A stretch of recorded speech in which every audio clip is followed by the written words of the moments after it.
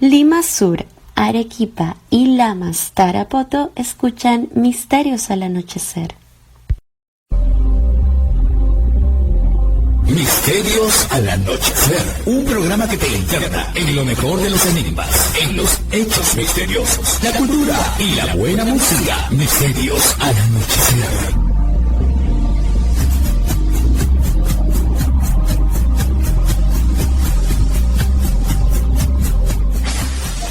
Fernando Chapi Martínez está presentando Misterios al Anochecer. Síguenos también en YouTube, Facebook e Instagram como Misterio Infinito Perú.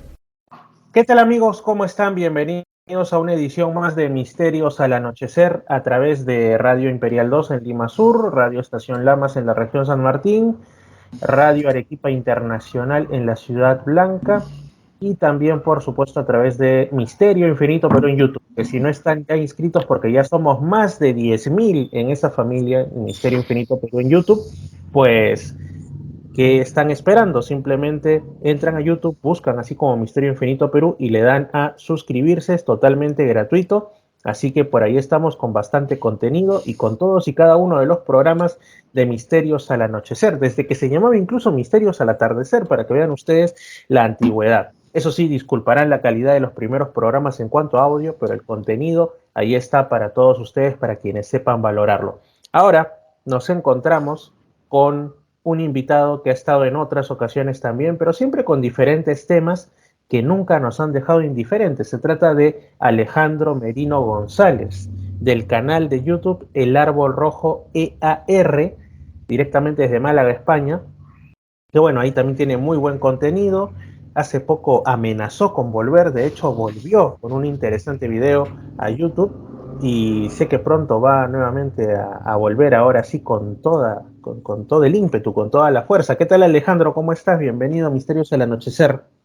Muchas gracias, Fernando, y saludo a toda la concurrencia. Sí, volví hace un mes aproximadamente, tengo un par de vídeos preparados. Ahora tengo una tertulia que quiero subir en breve, aunque la vamos a modificar un poquito porque se va a incorporar una persona. Y sí, hay varios vídeos que están ahí preparados y lo que necesito es tiempo para editarlos y subirlos. Pero sí, he vuelto. Así es, porque me imagino que estás bastante ocupado con el trabajo. Tú te dedicas a las fincas, ¿no es así? Sí, bueno, soy lo que es mi profesión, es de administrador de comunidades, de propietarios, no de fincas rústicas, sino de lo que son edificios. O sea, será lo que es mi profesión con lo que me gano la vida. Pero después hago muchísimas más cosas.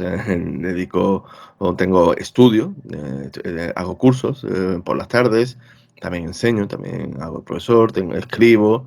eh, Tengo también el canal de YouTube, que ahora mismo lo tengo un poquito más abandonado, pero como digo, estoy volviendo. Sigo haciendo colaboraciones. Y la verdad es que también soy padre. La verdad es que tengo poco tiempo, tengo muy poquito tiempo. Y también, por si fuera poco, crías hormigas. Sí, también tengo dos hormigueros. Una de ellas está en malas condiciones porque se me ha muerto la hormiga reina, entonces ya no tiene futuro. Pero bueno, las que siguen, pues hasta que fallezcan, pues ahí van a estar. Es como en la sociedad humana, ¿no? Cuando muere la cabeza, el resto se torna en anarquía. Siempre Sí. tiene que haber, por más que para algunos Las lo hormigas son ideal más sea... ordenadas. Las hormigas son más ordenadas que los humanos. De hecho, ellas siguen funcionando exactamente igual. Ahí arriba están, la estoy viendo ahora mismo desde aquí. Funciona exactamente igual, solo que ya al no haber una reina que pone huevos, pues se irán muriendo de vieja, vamos, se irán muriendo poquito a poco hasta que ya no quede ninguna. Y ellos, esa especie, digamos, de hormigas, y en general las hormigas, no son de los que aceptan una reina No, postiza, por decir así, no la matan. esta no. Este tipo de especie, por lo que me han informado, porque yo no soy ni mucho menos un experto, si le mete una reina la matan. No, no Le la, dicen no la. usurpadora, una cosa es- así, ¿no? las hormigas funcionan por feromonas. Puede haber varias. Es una especie que puede tener varias reinas, un mismo hormiguero, pero si están desde el principio. Si están desde el principio, sí, incluso que princesas, digamos, se paren y tengan y aumenten, digamos, el número de reinas del mismo hormiguero, pero tiene que ser eso, tiene que ser desde un inicio. Ahora, si yo metiese una hormiga reina, es casi seguro que la matarían. O sea, quizá hubiese alguna oportunidad, pero lo más seguro es que la matasen. Es esto, es la rebelión del hormiguero, qué terrible. Pero bueno, Sí. Alejandro, son cositas, como dijo aquel, Aunque ¿no? mi primera hormiga Entonces, sí hay. O sea, una hormiga que me llegó llegó a mi vida porque me apareció en mi casa. Esa sigue ahí, poniendo algún que otro huevo, pero poquitos. bueno, lo importante es continuar adelante con más o menos huevos. Me refiero obviamente a las hormigas, ¿no? Mm. Así es. Alejandro, el día de hoy vamos a hablar respecto a algo que ya la vez pasada, hace buen tiempo en realidad, pero ha sido retransmitido en otras ocasiones en las ediciones de Misterios al Anochecer. Hablábamos de profetas y profecías, ¿no? Del profeta, los profetas bíblicos como Daniel, por ahí tocamos un poco de Isaías, las dramáticas profecías del Apocalipsis también. Pero ahora vamos a hablar de algo que atañe a nuestro tiempo actual y que es tanto más preocupante porque más de uno ha elevado la voz para decir, no sé por qué me parece que lo que hoy ocurre, alguien en el pasado de alguna forma que desconocemos, quizá ya lo había visualizado, ya sea en forma de símbolos o de una forma más gráfica y lo dejó por escrito. Profecías para el tiempo actual, ¿no? No sé si las de Nostradamus, no sé si las de Baba Vanga, no sé si las de alguien, pero hoy lo vamos a descubrir. Alejandro, ¿qué tienes para decirnos al respecto? Y digo dramáticas porque me acuerdo de un libro, no sé si llegó por España, un libro mexicano creo que era, que por acá fue muy popular, que se llamaba Dramáticas Profecías de la Gran Pirámide. Era una cosa, pero según ese libro no deberíamos estar vivos en este momento, ¿no? Pero obviamente falló, gracias a Dios. De Pero esos he coméntanos, leído por yo favor. unos cuantos, de los que Así es. se acababa el mundo en el 99, en el 2000, en el 2007, en el 2012, en el 2012 había muchos, de esos he leído yo algunos y ninguno, ninguno acertó, como Así no es. acertan la mayoría. Bueno, pues vamos a hablar primero de las más malillas. Podemos hablar, por ejemplo, de Baba Vanga. Pues eso es muy curioso porque te dicen de que va a haber una invasión musulmana, una guerra nuclear, o sea, en estos tiempos. Básicamente, en el 2030, vamos, habría una especie de peste que acabaría con prácticamente la vida en Europa, en la zona de Europa. O sea, una serie de profecías que aparecen. Pero lo curioso de las profecías de Baba Vanga, lo más curioso, es que se actualizan. Si nosotros cogemos el buscador de Google y ponemos profecía de Baba Vanga, pero le damos a una opción que es buscarlos entre un año y otro año. Y buscas entre el año 1999 y el año 2005, pues vas a encontrar que las profecías de Baba Vanga son básicamente las mismas que ahora, pero con los años cambiados. En ese momento, en las páginas que encuentres que no estén actualizadas, Ujú. veréis que todo empezaba en el 2010. O sea, en el 2010 es cuando se producía la guerra mundial. La destrucción de Europa se producía en el 2011. O sea, se han ido actualizando. Aparte que la profecía de Baba Vanga solo aparece en internet. O sea, no hay ediciones antiguas. No. Yo creo que es un poquito un invento, por decirlo de Sí, algún modo. sobre todo o sea, en una época en la que supuestamente ya habían cierto tipo de imágenes fotográficas, aunque no eran muy comunes, y por supuesto pintura que ha habido desde los inicios de la humanidad de una u otra manera, solo hay una única imagen de Baba Vanga que uno va a encontrar en internet, ¿no? Que es la de una señora que ni siquiera sabemos si es ella, ¿no? Es que ahí va. Supuestamente era ciega, con los ojos cerrados y mirando hacia arriba, con la boca entreabierta, y hasta de Exacto. memoria me la sé. Exacto. Y no sabemos realmente nada. O sea, a mí me da que es un invento, es la sensación. Yo he visto libros de temas de profecías y eso en biblioteca. Yo soy muy de biblioteca y Ujú. puede ser que me equivoque. O sea, no, obviamente no lo he visto todo, pero yo nunca he visto en esos libros ninguna referencia a Baba Vanga. Absolutamente ninguna. Es algo que apareció en internet. Puede ser que lo haya, pero yo no lo he encontrado, desde luego. Pero no me da ninguna confianza en el sentido de que lo que sí he comprobado de forma fehaciente, y no solo de ahora, que es que lo he visto con el paso de los años, es que se han ido actualizando. O sea, que los años han ido cambiando según llegaban el momento del cumplimiento y no se cumplían. O sea, eso es Por lo cual no me da ninguna credibilidad. Hoy no me sale la palabra. No le doy ningún crédito. Son las cosas de que sean ya la tarde y he dormido poco. Vamos a otra cosa que está ahora muy de moda. Se está saliendo en muchos canales, sobre todo en canales cristianos. Está apareciendo ahora mucho, que es una carta de Albert Pike. Ya, ok. Es una carta que se ha puesto muy de moda. De hecho, hay un montonazo de vídeos en YouTube hablando de ella en los últimos meses. Sobre todo en el último mes. He visto al menos 4 o 5 vídeos del último mes en este tipo de canales que hablan pues de Albert Pike, que es un político, masón, que vivió en el siglo XIX, perdón, y él adelanta en esa carta, adelanta pues las 3 guerras mundiales, y te dicen las causas. O sea, la Primera Guerra Mundial sería para meter lo que es el comunismo y todo eso. Después la Segunda sería la destrucción del nazismo, y después la Tercera Guerra Mundial empezaría con lo que es una guerra entre el judaísmo y el islam. Y el propósito final, que acabaría involucrando a todo el mundo, sería acabar con el cristianismo y el ateísmo. Y hacer como una nueva religión, digamos, un poco de la nueva era. Eso. Vale, todo está muy bien, pero esa carta es falsa. Esa carta es falsa, es un fake. No existe esa carta. Todo eso viene de un escrito, de un libro, que te hace la mención a esa carta, pero esa carta no existe. Y es bastante evidente en sentido, si lo pensamos bien, que ya no digan que es que adelantó 3 guerras mundiales. No. Es que, por ejemplo, la palabra nazismo no existía en la época de Albert Pike. La palabra comunismo no existía en la época de Albert Pike. O sea, no pudo adelantar la destrucción del nazismo cuando el nazismo no existía la palabra en sí. ¿Hay que entender eso? O sea, pero vamos, lo que estoy diciendo es que esa es una carta falsa. O sea, esa noticia que, como digo, ha aparecido en muchísimos canales. Yo, como digo, en el último mes he visto en unos cuantos, pero es que de este último año, contando en vídeos en inglés, si os digo que habré visto lo menos en 30 o 40 vídeos haciendo mención a esa carta.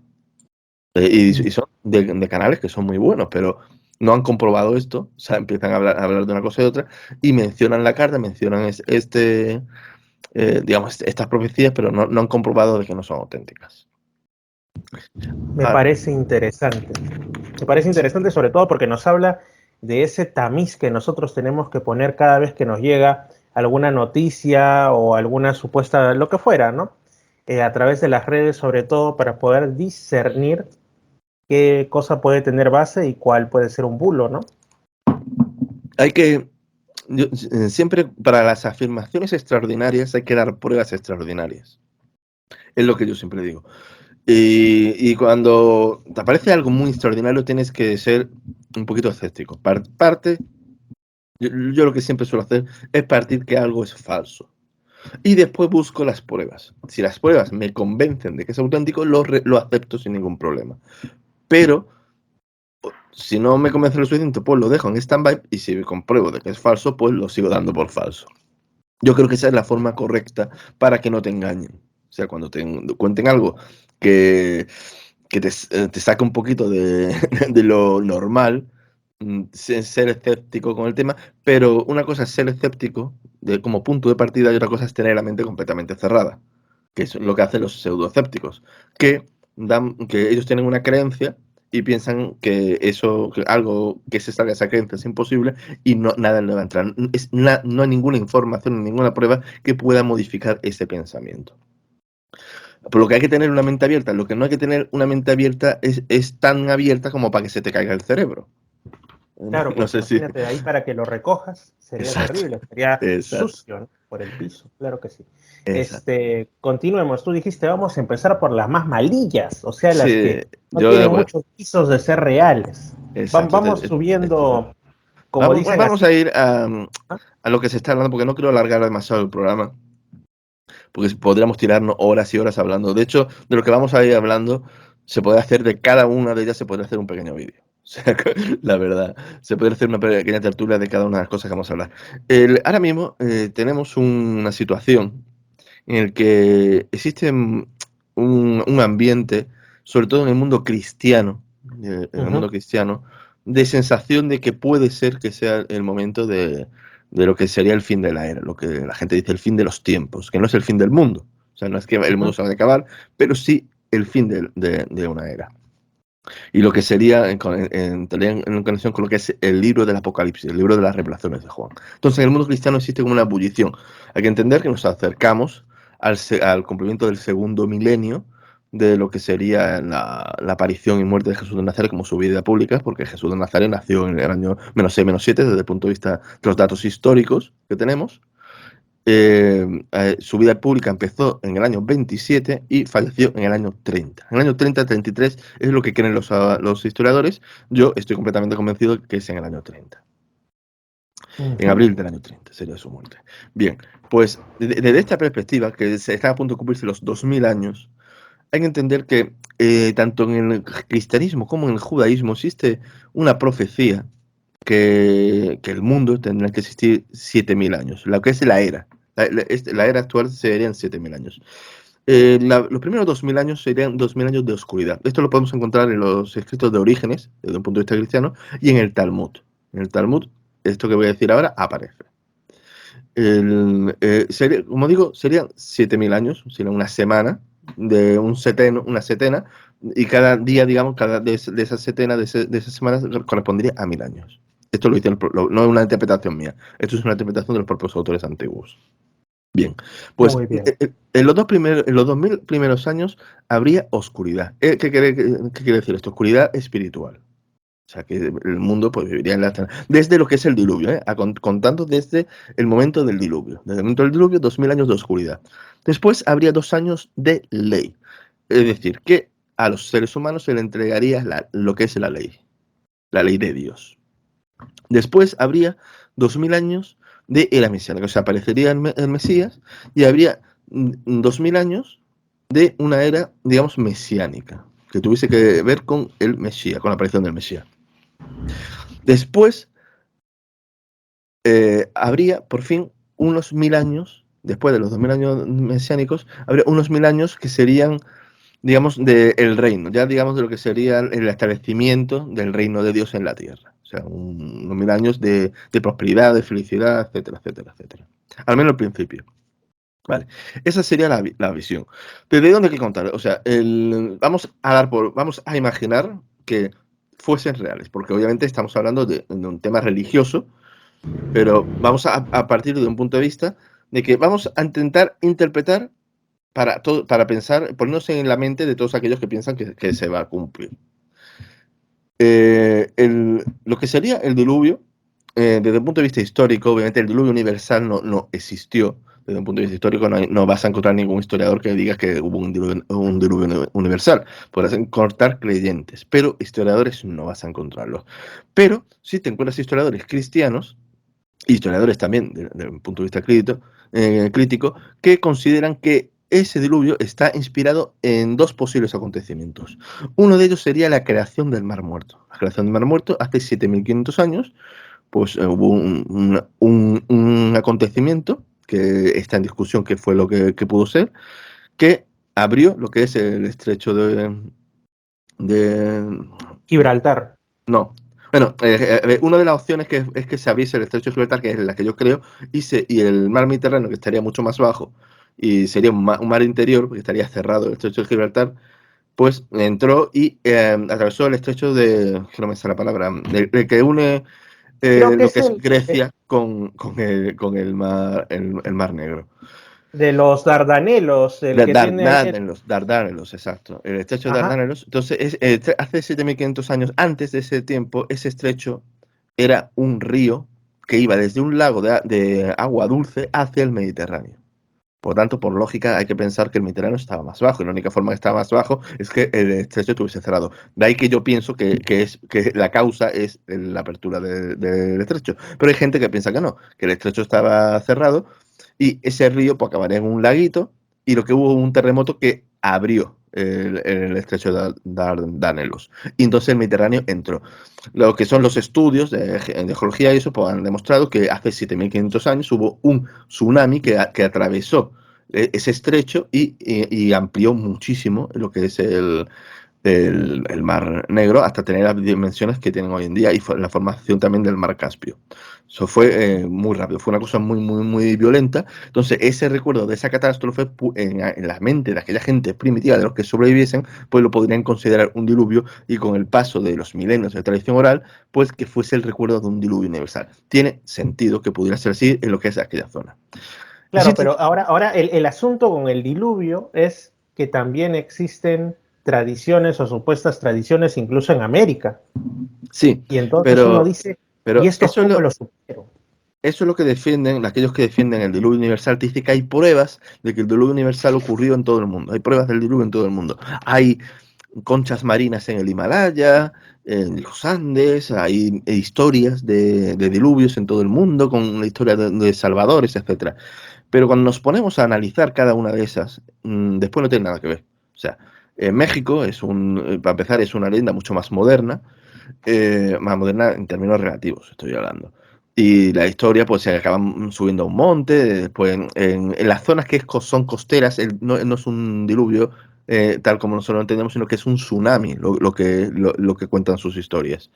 Después hay otras que las que se parecen más es porque están influenciadas unas por otras. Por ejemplo, el diluvio, digamos, de bíblico, pues está influenciado por el sumerio. ¿Por qué? Porque Abraham era de Ur, es la misma tradición realmente, o sea, no es que fuese una copia, es que es la misma. La de Caulión es más moderna, la de Caulión, estamos entendiendo que el diluvio de Caulión, que tú escuchas, ves la historia y ves que está copiada de la historia hebrea.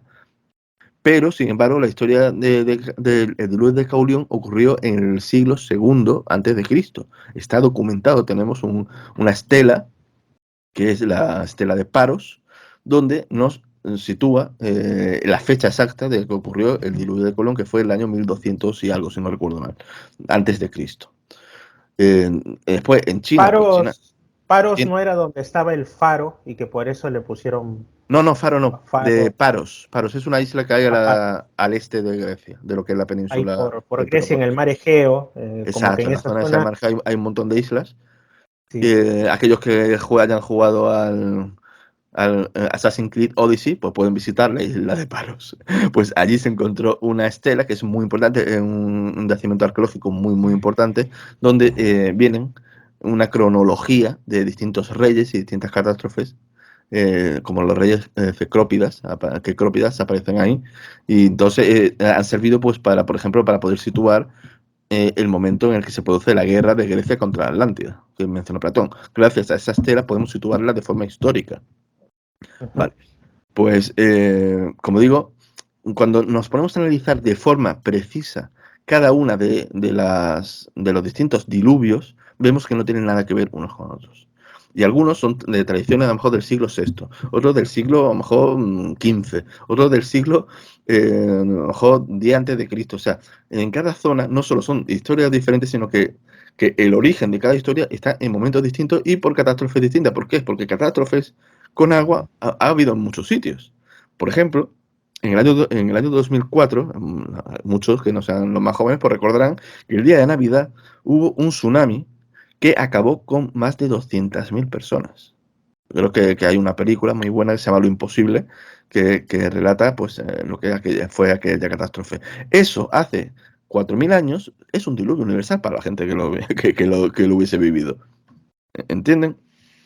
Claro. El tema de la sal en Himalaya es que existe lo que es la tectónica de placas. Esa sal no es porque el mar llegase a esa altura, sino porque hace millones y millones de años el Himalaya estaba bajo el agua.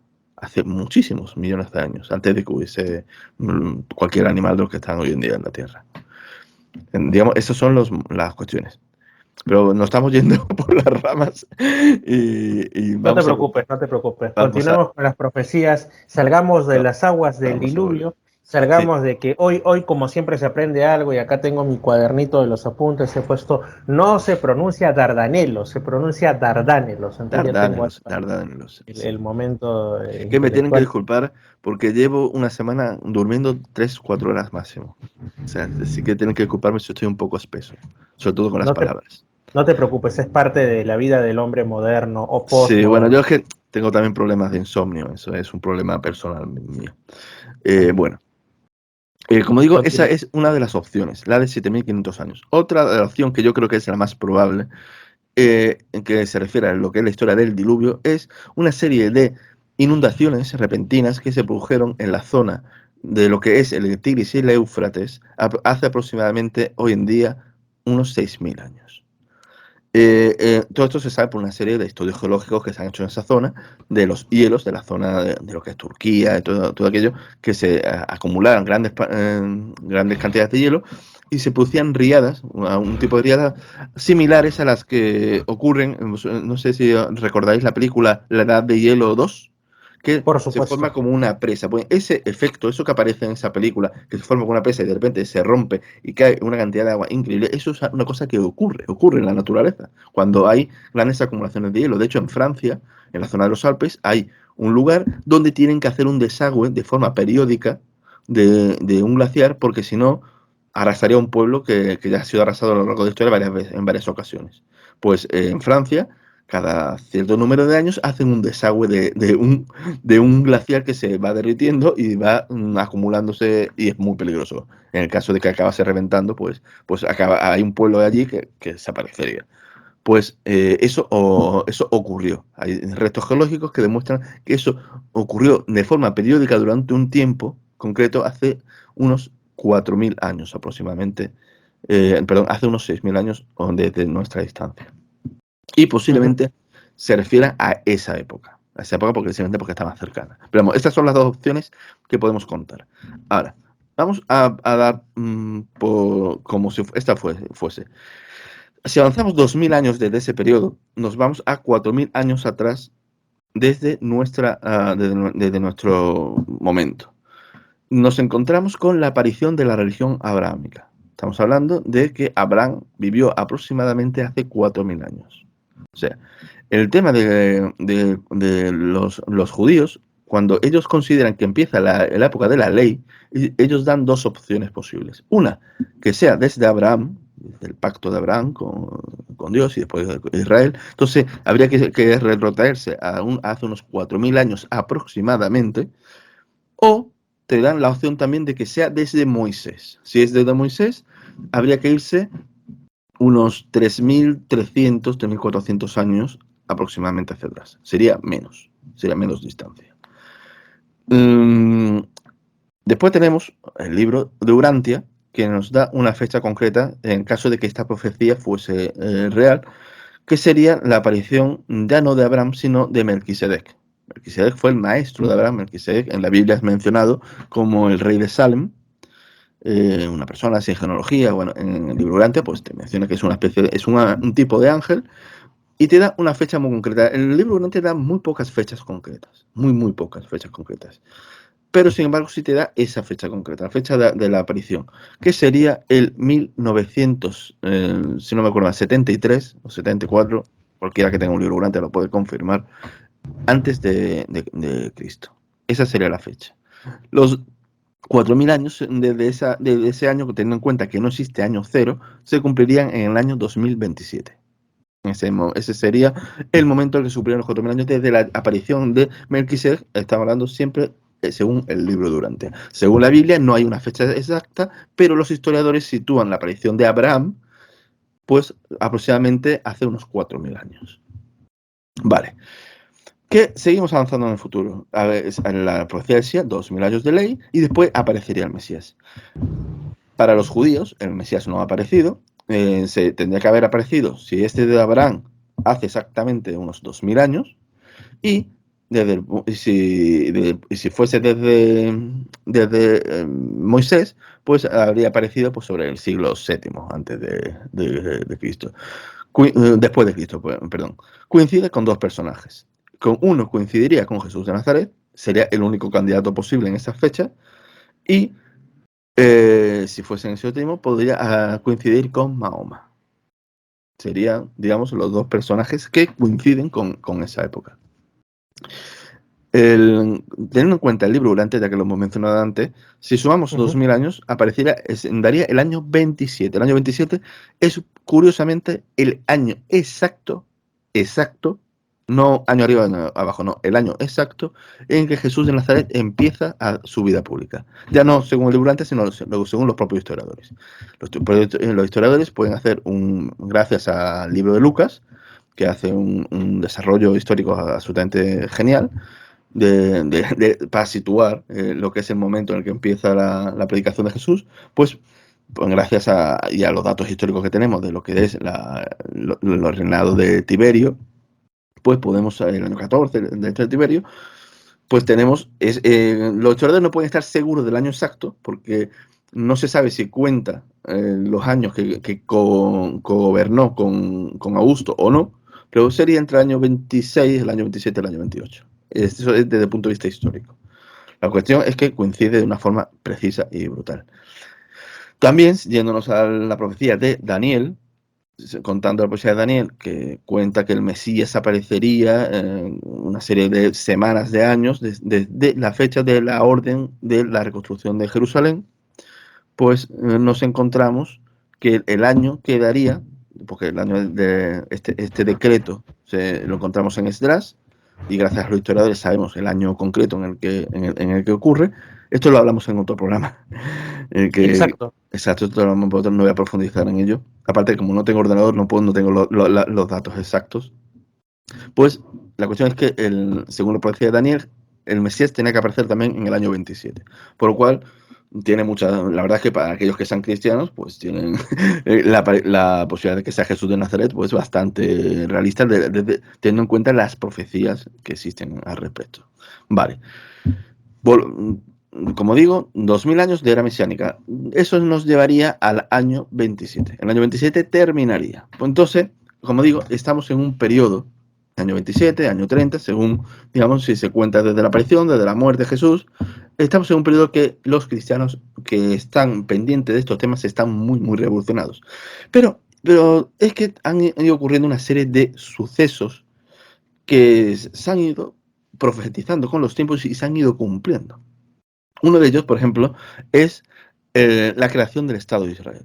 O sea, hoy en día vemos a Israel y aquellos que no se han parado a pensarlo, pues lo ven algo normal, ¿vale? Israel llegó la ONU, lo puso allí, pero vamos a ver, los judíos fueron segregados en el siglo II, después de la rebelión de Bar Kokhba, que Israel fue arrasada, fueron expulsados de todo lo que es la zona, de lo que después fue Palestina, se llamó Palestina en ese momento.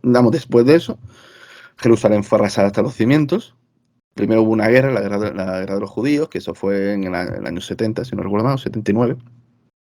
Esto también fue predicho por Daniel, 500 años, más de 500 años antes, que habría un príncipe que habría de venir, después de la muerte del Mesías, un príncipe que habría de venir, destruir a Jerusalén, y efectivamente eso se cumplió. Es una de las profecías más impresionantes que existen, que se cumplió, vamos, a rajatabla, porque Tito, que fue quien destruyó la ciudad de Jerusalén, en el momento de destruirlo era príncipe, porque su padre el año anterior había aceptado ser emperador, por lo que él se convirtió en príncipe. Por lo cual, que un príncipe destruyese la ciudad de Jerusalén después de la llegada del Mesías, que le había predicho, es realmente algo espectacular. Bien, pues como digo, los judíos, unos 50 años después de eso, se rebelaron, y después en Roma ya se hartó y destruyó Jerusalén por completa. Después la refundó con otro nombre, que se llamaba Alia Capitalina. Pero bueno, la cuestión es que los judíos de lo que es la zona esa ya desaparecieron. Tenían comunidades en Alejandría, en Armenia, en distintos lugares del mundo, se fueron distribuyendo, pero ya nunca más estuvieron allí. Fueron pasando los siglos, un siglo, dos siglos, pero los judíos tenían la esperanza por distintas profecías, una ya de Isaías, que decían que antes del fin de la era, pues se reuniría de nuevo a los hijos de Israel. O sea, tenían la esperanza de que en algún momento se volverían a reunir.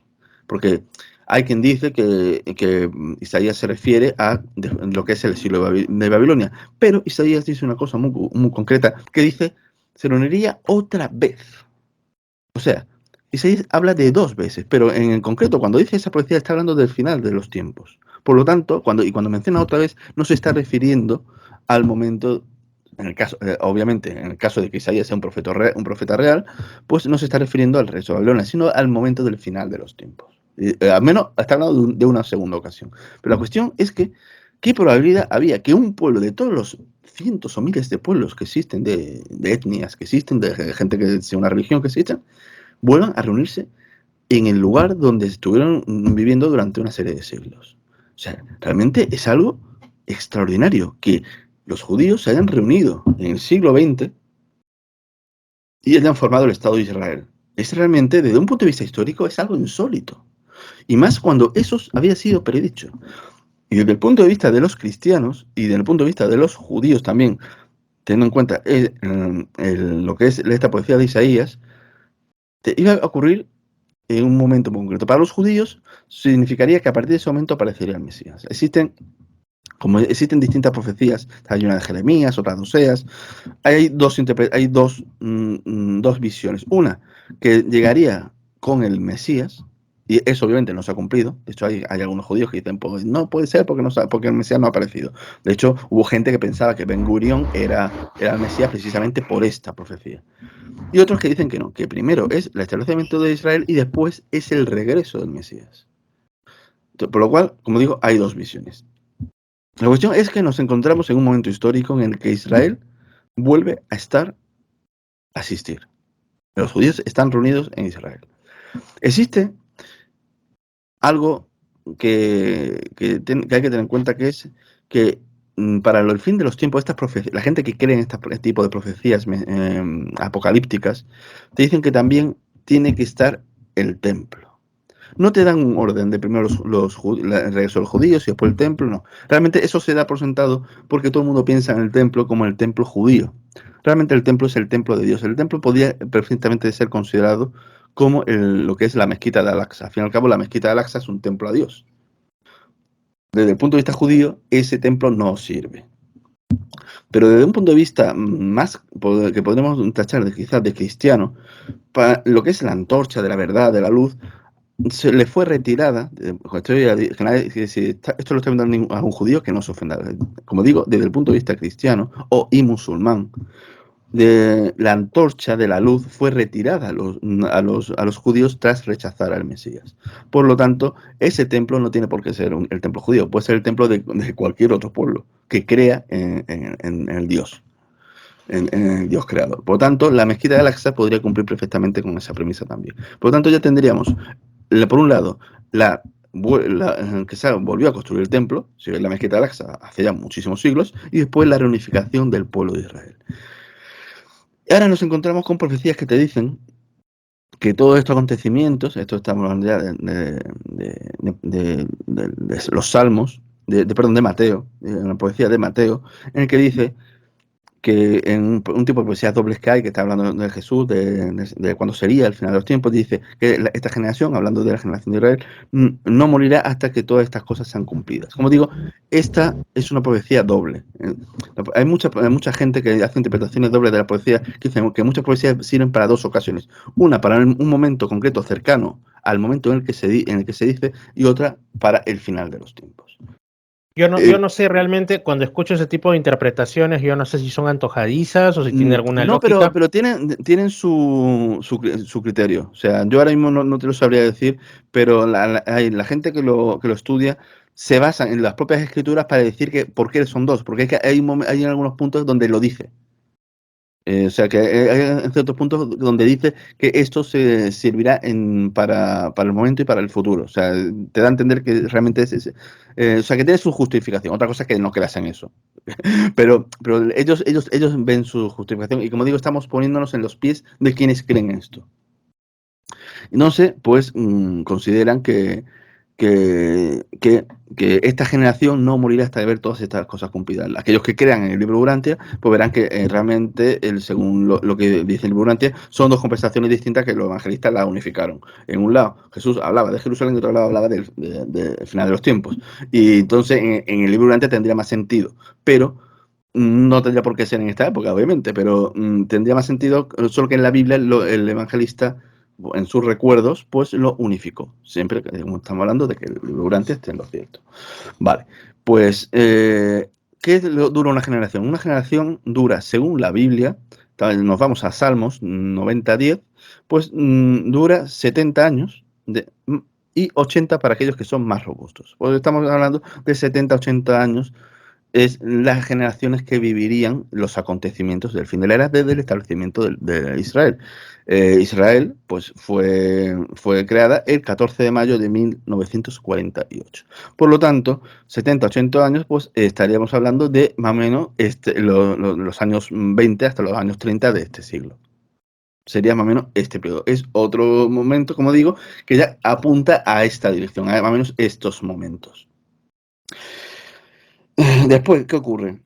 También existe otra profecía en el Talmud en el que menciona que se acercaría el momento de esto cuando Jerusalén volviese a ser, digamos, la ciudad de Israel.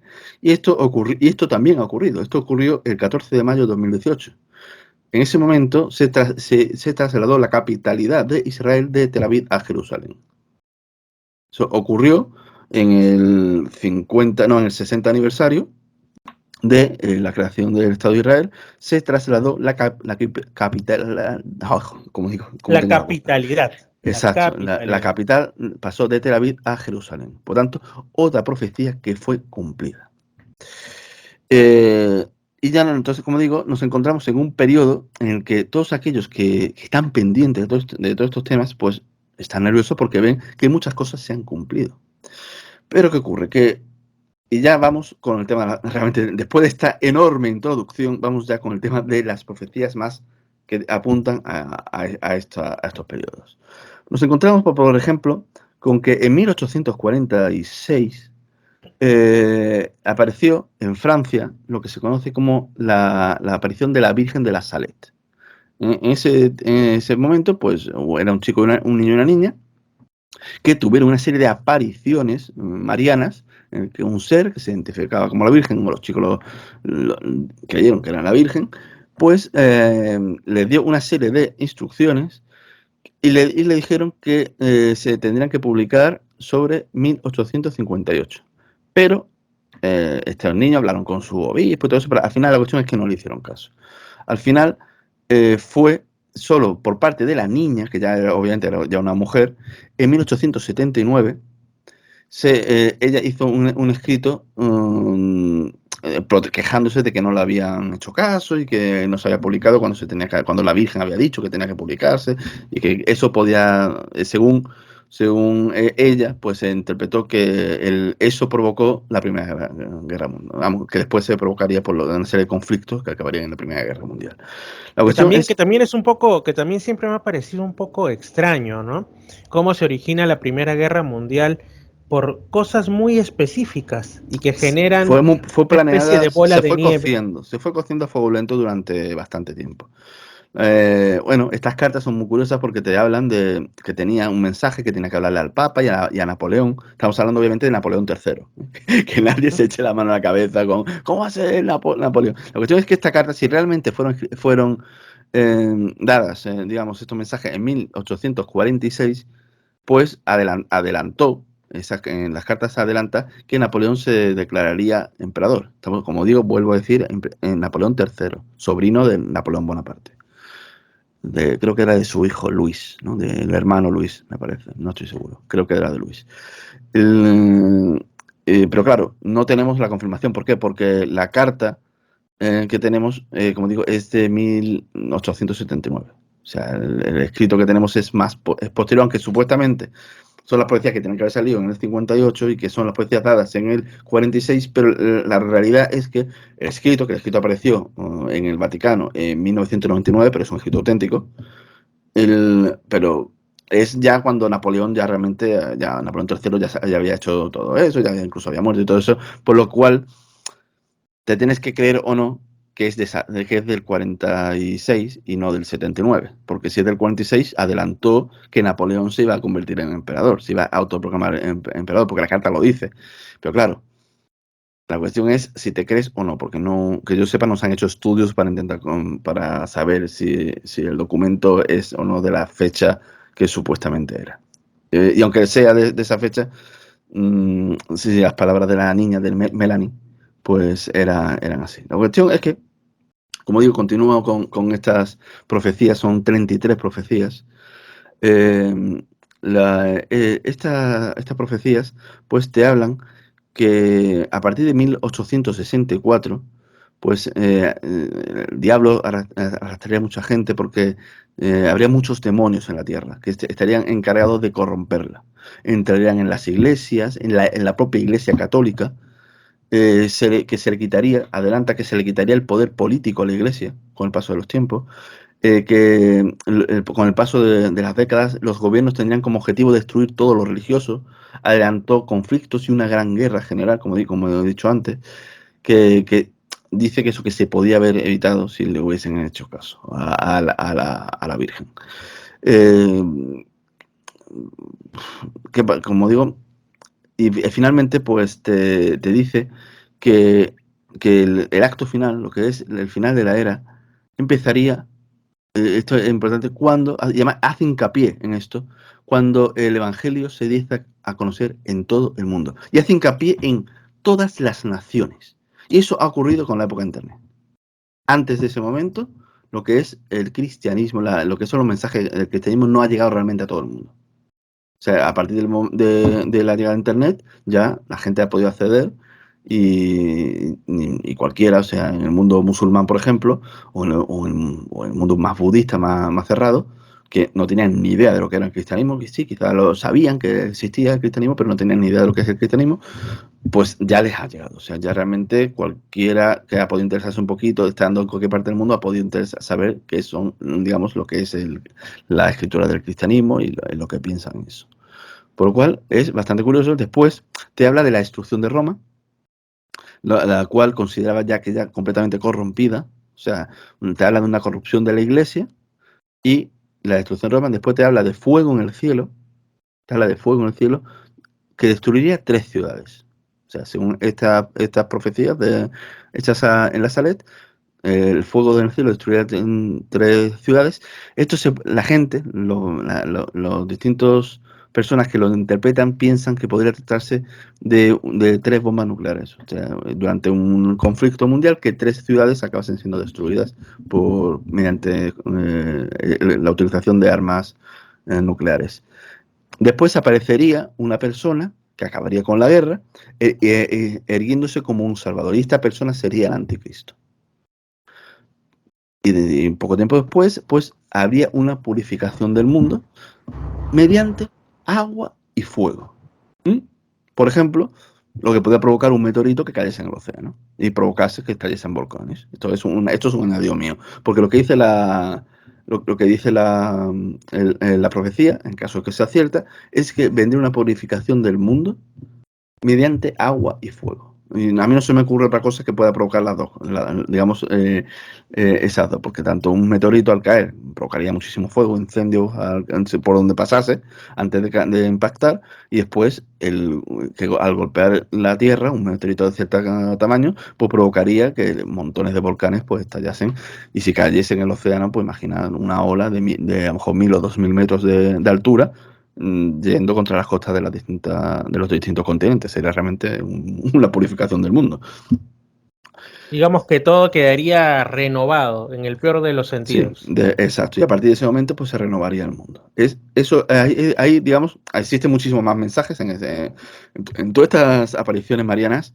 Se hace mucho hincapié en la oración, o sea, en temas muy, muy cristianos que no vamos a entrar en este momento porque tampoco aquellos que sean cristianos y se quieran interesar, pues que lo busquen lo que son la salete, que busquen todo lo que es las apariciones marianas y tendrán información en cantidad.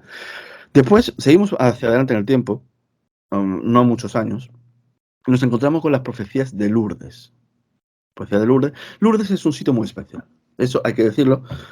La gente realmente no conoce el tema de Lourdes. En Lourdes se producen una serie de curaciones.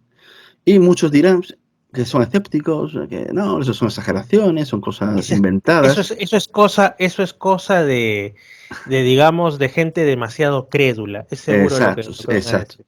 Sin embargo, desconocen que existe un buró medical de Lourdes, una oficina médico de Lourdes, en el cual hay montones de médicos de cualquier condición. Los hay cristianos, los hay ateos, los hay agnósticos, los hay musulmanes, los hay indios, los hay budistas, de cualquiera. Y cualquier médico puede acudir allí y ver todos los estudios. Y tienen un nivel de exigencia para cuando alguien que dice que se ha producido un milagro y se le ha curado, yo sé, alguna enfermedad estando allí en Lourdes. Pues estos médicos le exigen una serie de cosas, de pruebas, los folletos médicos, el historial médico, o sea, y no creáis que no son exigentes, no, son exigentes en extremo. Por poneros un ejemplo, si una persona que dice que tiene una enfermedad y tiene un documento médico que decía que efectivamente tenía esa enfermedad, y después los nuevos documentos, las nuevas pruebas que ellos mismos hacen, demuestran que esa persona ya no tiene esa enfermedad. Pues resulta que ese documento que tiene ese hombre, pues de un médico de un pueblo, llaman y ese médico ya ha fallecido. Pues ese caso ya no cuenta. Aunque sea un documento legal, de una clínica, ya no cuenta. O sea, el nivel de exigencia es enorme. Si una persona ha sido curada, por ejemplo, de un cáncer, una persona tiene un cáncer terminal, va a Lourdes y el cáncer desaparece. Absolutamente todo. Pues esa persona, al cabo de 6 o 7 años, se muere de un accidente de tráfico, ese caso tampoco lo cuentan, porque según la enfermedad de la que se haya curado, tiene que sobrevivir un periodo de tiempo que ellos mismos han establecido para que lo cuenten. ¿Por qué? Porque el cáncer se podría volver a reproducir. Tienen, según el tipo de enfermedad, pues son 5, 10 años, 7, lo que sean. Si esa persona, por cualquier otra causa, fallece, pues esa cosa la descartan. Por lo cual, el nivel de exigencia es enorme. Pero y aún así, son cientos de casos, y que digo, repito, cientos de casos en los que estos médicos han certificado curaciones inexplicables. Porque, como digo, estamos hablando de médicos. Ellos no le atribuyen ninguna cuestión, simplemente que no saben cómo se produce. Pero estamos hablando de gente que era ciega y se ha curado. Gente que que estaba ya muriéndose con una tuberculosis o con una peritonitis totalmente aguda o cosas así, gente que era ciega, que recuperaba, o sea, enfermedades que son realmente sorprendentes cuando te pones a verlo. De hecho, existe un premio Nobel de medicina que presenció dos. Él era agnóstico y fue allí a investigar el tema, tenía curiosidad y eso. Y la cuestión es que presenció a una que él la había atendido en el tren cuando iban para Lourdes. Y este hombre pensaba que lo mismo incluso ni siquiera sobrevivía, llegaba a Lourdes. Al final llegó, le echaron agua y se curó en segundos. Este hombre, por decir que él había presenciado eso, perdió su prestigio, se tuvo que ir a Canadá y después a Estados Unidos. Y como digo, acabó ganando el premio Nobel de Medicina allí en Estados Unidos. Y la cuestión es que este hombre, a pesar de eso, seguía siendo un poco escéptico. Decía, él ya acudió muchas veces a Lourdes, investigaba, para él se volvió una obsesión, pero es que después, años después, volvió a presenciar la curación de un ciego. Y en ese momento ya se convirtió al cristianismo. Bueno, pues, como digo, en Lourdes existe este buró que es absolutamente brutal. Porque después de todos estos cientos de casos que hay, que pasan todas las pruebas inimaginables, después está que la Iglesia le dé algún sentido religioso. Tiene que pasar la prueba teológica, por decirlo de algún modo. Pues bueno, en este caso, pues también se descartan algunas, porque yo sé, en la Iglesia ha habido algún caso que el que se ha curado, pues a lo mejor era una persona que ellos consideraban que no era una persona adecuada por su moral o por lo que fuese, pues no lo han reconocido. Entonces, reconocidos hay 100 y pico. Creo que son 102, 100 ahora mismo no me acuerdo cuántos son. Pero realmente curados inexplicables por el comité médico hay bastantes más. Y como Y digo, dime tú, ¿qué consideras que podría estar pasando en Ahí hay Lourdes. algo sobrenatural, yo no sabría decirte, pero en Lourdes pasa algo sobrenatural, no tengo otra explicación. Es comparable también lo que se dice que ha pasado en otros lugares de presuntas apariciones marianas como Fátima, o Como, como Garabandal, o como Medjugorje. yo creo que los Lourdes es incluso superior. Porque cuando uno se pone a investigarlo a fondo, porque yo había oído de Lourdes, yo de hecho estuve en Lourdes de niño por el colegio, en el fin de estudios, hicimos un recorrido por España, llegamos a Francia y volvimos, y yo estuve en Lourdes y yo veía que hay mucha gente, eso, pero yo a Lourdes no le daba importancia, porque de hecho no se habla de Lourdes, o sea, no hay canales de internet que hablen de esto. Y cuando me puse a investigarlo, en serio, es que te quedas flipando. O sea, te quedas absolutamente asombrado y además que tienen una rigurosidad. O sea, es que llega a lo absurdo. O sea, la cantidad de gente que realmente se ha curado allí, el por qué gente se cura y gente no tiene explicación. Pero que son muchísimos, porque para empezar, aparte de todos los que se han curado, todos aquellos, todos aquellos que están certificados, todos aquellos que por detalles no están en ese grupo.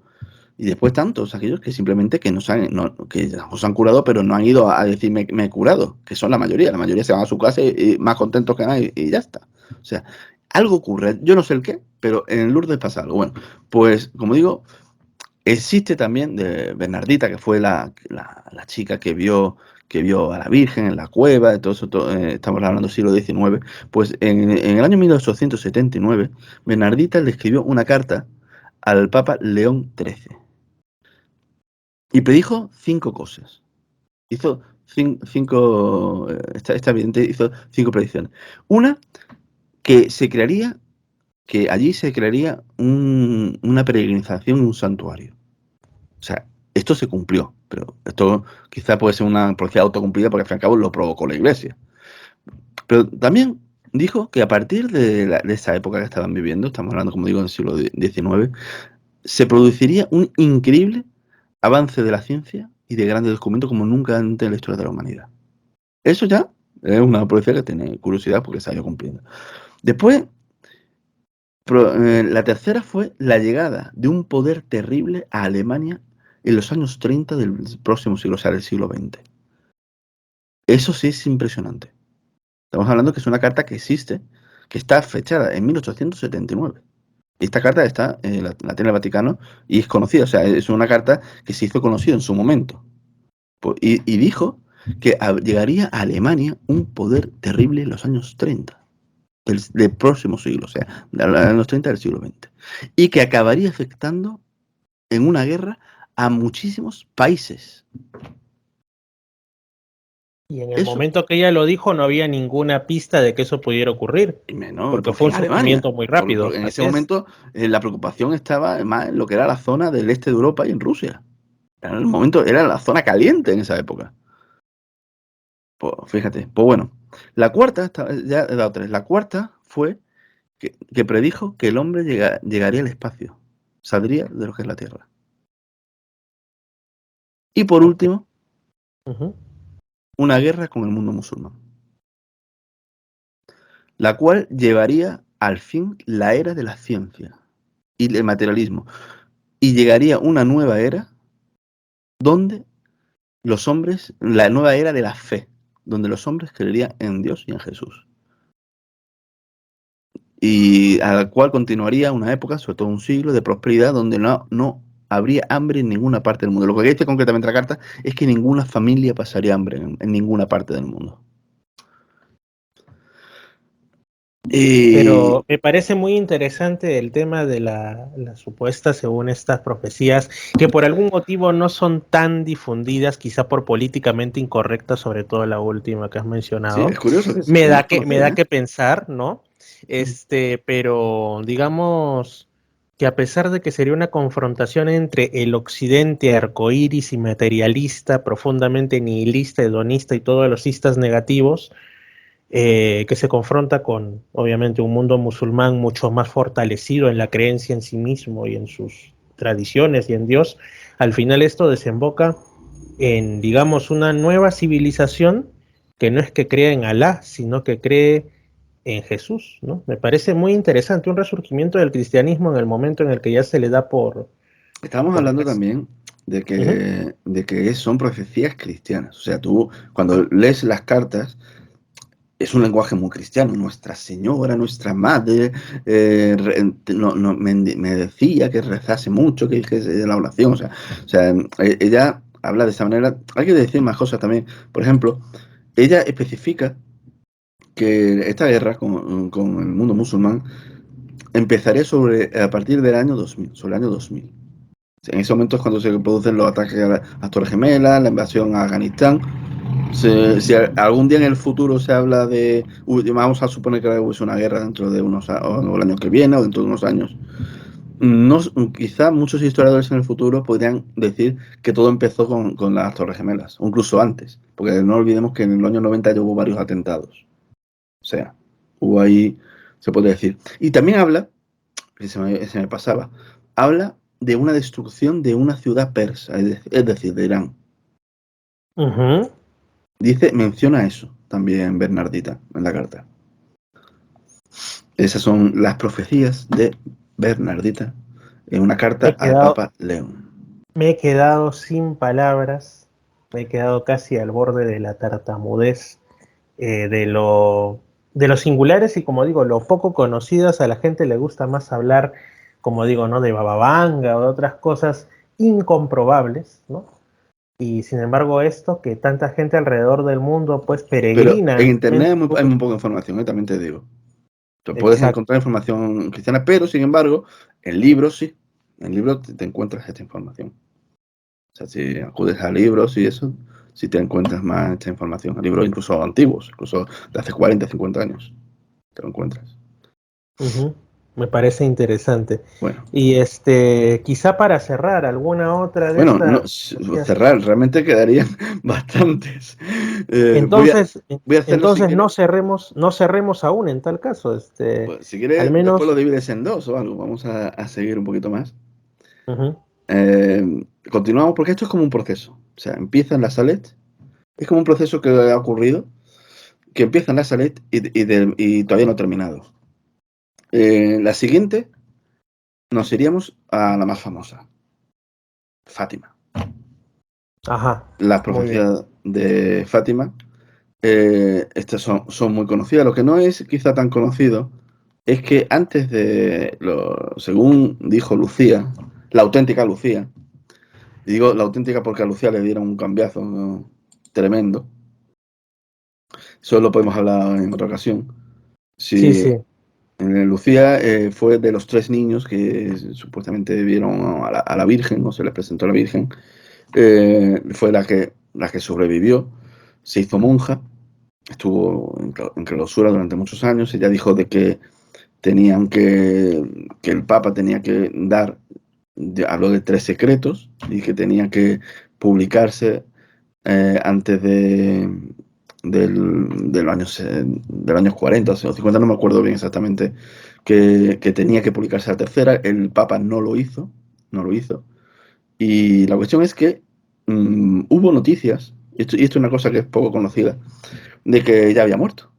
Hubo conocidas que ella había muerto, y de buena primera el Vaticano desmintió. Pero de buena primera estoy hablando de años después de que se había dado la noticia de que ella había muerto. No, de muerto nada, está viva.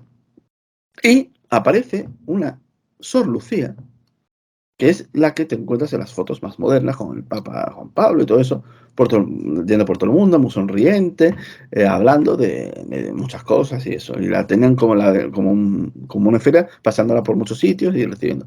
Bueno, pues si vemos la foto de esa mujer, no se parece en nada a las fotos antiguas que tenemos de Lucía. Yo, de hecho, he hecho una prueba, porque existen las típicas conspiraciones de que cambiaron yo sé, a Elton John, a este de los Beatles también, o sea, a distintos. Y no sé yo exactamente eso, pero yo he hecho una prueba con este tema. Lo hice, la primera fue a mi mujer y después se lo he hecho a muchísima gente, de que le he mostrado distintas fotos de la Lucía que supuestamente murió en los años 80 y la Lucía que supuestamente, la niña y la joven, que las fotos que hay ya siendo monja, ya siendo adulta, una mujer adulta. Y no he encontrado absolutamente a nadie que diga que son la misma persona. Yo no lo presento como que diciendo que son la misma. Yo lo que digo es, ¿a ti te parece que estas dos personas sean familia? O que sean hermanas o algo así. Y no, es que no tienen ni parecido. O sea, es que no buscaron a una mujer que se le pareciese. Obviamente estamos hablando de una época en la que no había internet, prácticamente nadie veía la tele. O sea, era muy distinto a lo que es hoy en día, o al menos lo que eran las noticias religiosas no tenían calado. Y yo creo que no lo... Es que les dio igual, cogieron a una cualquiera. Porque es que no se parece en nada. En nada. Te pones a ver, la Lucía antigua tenía una cara alargada, los dientes apiñados y grandes, muy grandes. Tenía la barbilla hacia atrás, la nariz hacia arriba, unos ojos chiquitillos, una cara muy seria, unos ojos así como muy siempre como muy enfadados y con el gesto de una cierta manera, unas arrugas de cierta manera. Pues la mujer que cogieron, la Sor Lucía que después estuvo paseándose por todos lados, es que es una mujer de cara redonda, con la nariz hacia abajo, la forma de la boca totalmente distinta, la barbilla hacia adentro, los dientes chiquitillos y cortos y rectos. Que no es una dentadura postiza, no, son unos dientes muy feos, muy chiquitillos. O sea, es que no se parecen en nada. Una mujer que sonríe, la otra no sonríe ni o sea, la otra tiene una cara así de mala leche, por decirlo. O sea, es que no se parecían absolutamente en nada. Bueno, pues como digo, lo que no se sabe mucha gente es que antes de la aparición de la supuesta Virgen o de la Virgen, pues se le apareció otro personaje. Se le apareció El ángel. un ángel. Y esto la gente no lo suele saber. Primero, se le apareció un ángel que le dijo que se le iba a aparecer la Virgen y después se le apareció la Virgen. Tuvo una serie de apariciones y es que da la importancia a Fátima por una cuestión muy sencilla. Dio una serie de mensajes, la gente podrá creerlo o no creerlo, pero la cuestión es que estas apariciones terminaron con una demostración. Ella dijo que el día 13 de octubre, que en tal playa iba a haber una prueba de que era real todo. Se reunieron una multitud de gente. Según las crónicas, entre los que dicen menos, dicen que hubo unos 40.000, los que dicen más, que hubo 100.000. De media, unos 60 a 70.000 personas. Las fotos que se ven, una multitud. Fotos de aquella época, obviamente. No todo, había curiosos, había fervientes creyentes que decían en la profecía, y también obviamente había gente del régimen. Estamos hablando de un régimen en Portugal en esa época masón, anticlerical total, y con periodistas comunistas que fueron a reírse del acontecimiento. Pues lo que vio todo el mundo que estuvo allí es algo que no tiene ningún sentido. No tiene ningún sentido porque vieron el sol moverse. No un efecto, no. Lo vieron que parecía que se venía para ellos y que después empezó a hacer como zigzag, cosa que no tiene sentido. Obviamente el sol no se movió, sino primero se habría notado en todo el mundo y segundo se habría acabado la vida en la Tierra. Pero la cuestión es que toda aquella gente creyó ver eso. El cómo ocurrió es algo que no podemos saber. Los escépticos, la explicación que da es que la gente miró mucho el sol y empezó a tener efectos, digamos, raros en la vista. Lo cual es absurdo. Primero, porque nadie dijo que iba a ocurrirle algo al sol. Que simplemente que iba a haber una señal. La gente no está en una playa y se pone a mirar al sol. Es que no fue desmentido ni por los periodistas que fueron a reírse. De hecho, hay testimonios de que había un conocido periodista que estaba allí riéndose de la gente y por lo visto se hizo sus necesidades encima. Se asustó, hubo gente que se asustó, hubo gente que se puso a llorar. O sea, lo que vieron, a aquella gente le afectó. Y hubo muchísimos testimonios de aquella época, de aquello. Hay escritos en los periódicos, como digo, comunistas, que reconocen que aquello ocurrió. No lo saben explicar, pero saben que algo pasó allí. ¿Qué podemos pensar que fue? Que fue algo que la gente de allí hizo que viese eso. Obviamente el sol, como digo, no se pudo mover. Fue un holograma. ¿Fue una alucinación provocada colectiva con algún tipo de tecnología? No lo sabemos. O sea, no sabemos qué ocurrió, pero lo que sí sabemos es que algo pasó que es un suceso, un anómalo inexplicable. Porque la cuestión es que ocurrió. No se sabe el qué, pero ocurrió. Y lo vieron 70.000 personas aproximadamente. Por lo cual, a las profecías de Fátima hay que darle cierta importancia. La primera, pues, en un lenguaje pues muy cristiano, te decía que había que consagrar al corazón de María, a Rusia, para evitar los males que iban a hacerse para la tierra. No ocurrió, ocurrió más tarde, pero ya tarde. Entonces se produjeron las catástrofes que era la guerra mundial, que se iban a provocar y todo eso.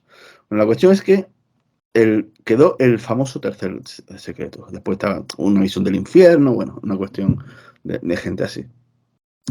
El tercer secreto se tenía que, como digo, publicar, creo que eran los años 60, pero el Papa no lo quiso hacer. ¿El por qué? Cuando la Iglesia reconocía esas visiones como auténticas, ¿en qué sentido tiene que una Iglesia reconozca que María, o sea, la madre del Señor, la María a la que ellos adoran, que ellos lo den por bueno, pero después no lo hagan caso? No tiene sentido alguno, pero también la gente que está, los cristianos que ven estos temas, pues muchos piensan que ya la serpiente estaba en ese momento ya dentro, que se hizo lo que es el Concilio Vaticano II y todo eso. La cuestión es que Juan 23 no publicó el tercer secreto cuando se tenía que publicar, que fue sobre los años 60, es que no recuerdo exactamente qué año. Y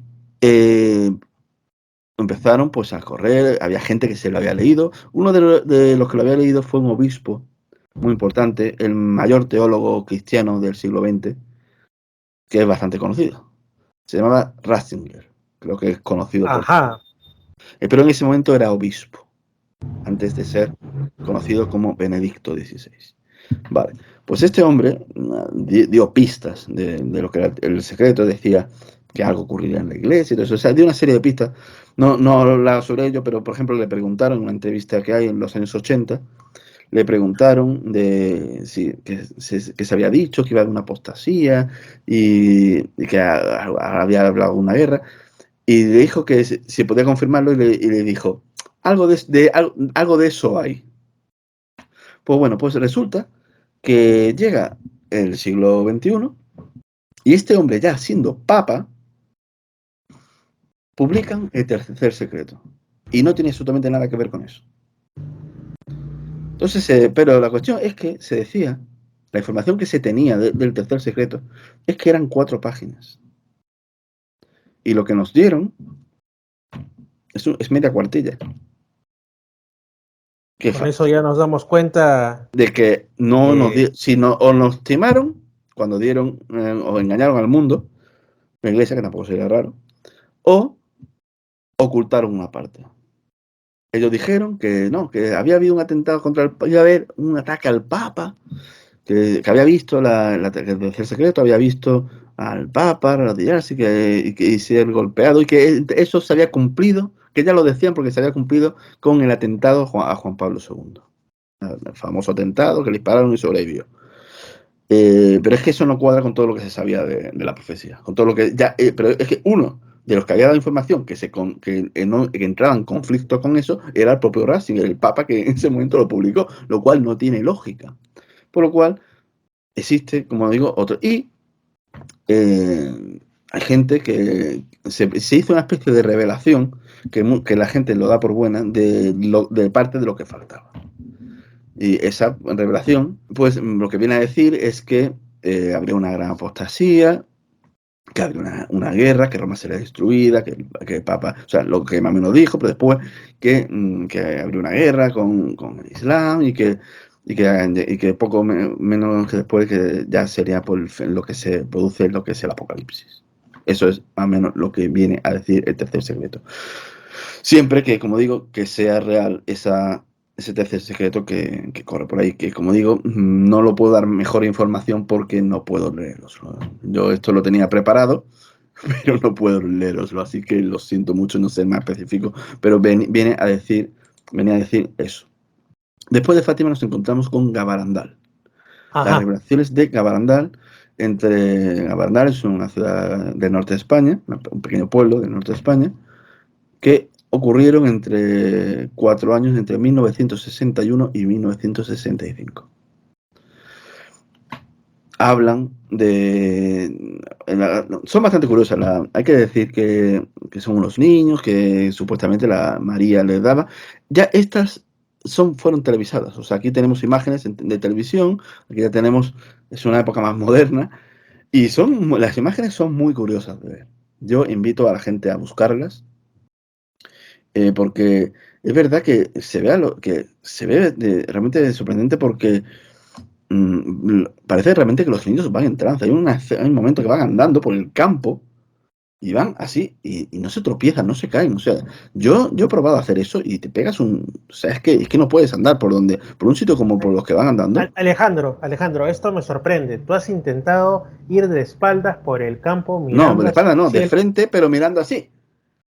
Yo lo con hice. mirada, Es que vi el vídeo absorta, y con yo mirada estaba, absorta en el infinito. Una cosa así. exacto. Yo estaba en un camping cuando vi la primera vez ese vídeo, hace ya bastantes años, pero yo estaba de camping, y me dio bueno, tampoco hace tantos años, esto fue cuando vi estas imágenes, pues sería en el año 2007 o por ahí, o sea, no hace tampoco tantos años. Pero la cuestión es que yo estaba de camping.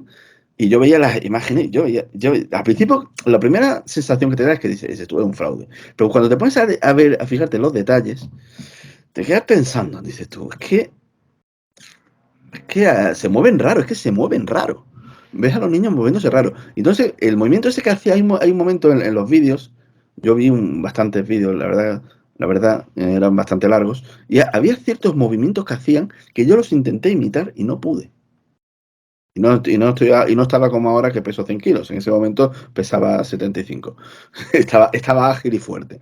Y eso, no es fácil. O sea, después te encuentras testimonio, por ejemplo, había un sacerdote, porque Gabarandal, una de las cosas que dice es que la iglesia se iba a corromper, los curas se iban a corromper. ¿Y qué pasa? Que cuando unos mediums, unos videntes, medium no, perdón, unos videntes, pues dan esa clase de mensajes, la iglesia dice que son falsas o que ellos no la reconocen.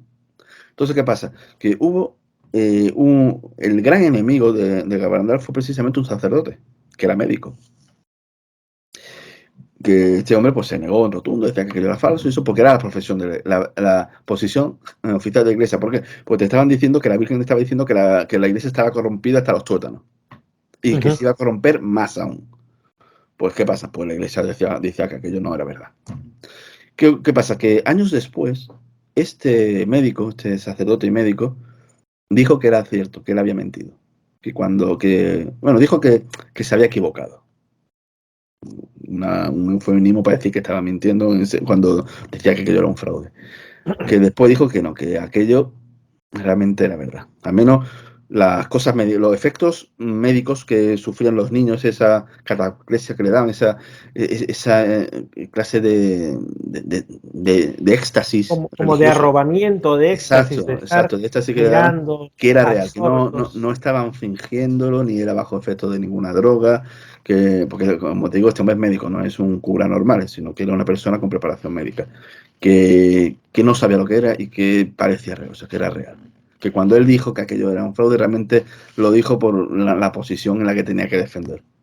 Pero que no era así. Bueno, pues los de estos de Barandal, lo que son las revelaciones de Gabarandal, pues te hablan de eso, de que iba a ocurrir, la iglesia se iba a corromper, que iba a ocurrir, digamos, iba a haber una serie de catástrofes y que llegaría un momento en que ellos lo verían, que habría una señal. Ellas hablan de una señal, que una de ellas, Conchita, creo que se llamaba, Conchita, avisaría una semana antes.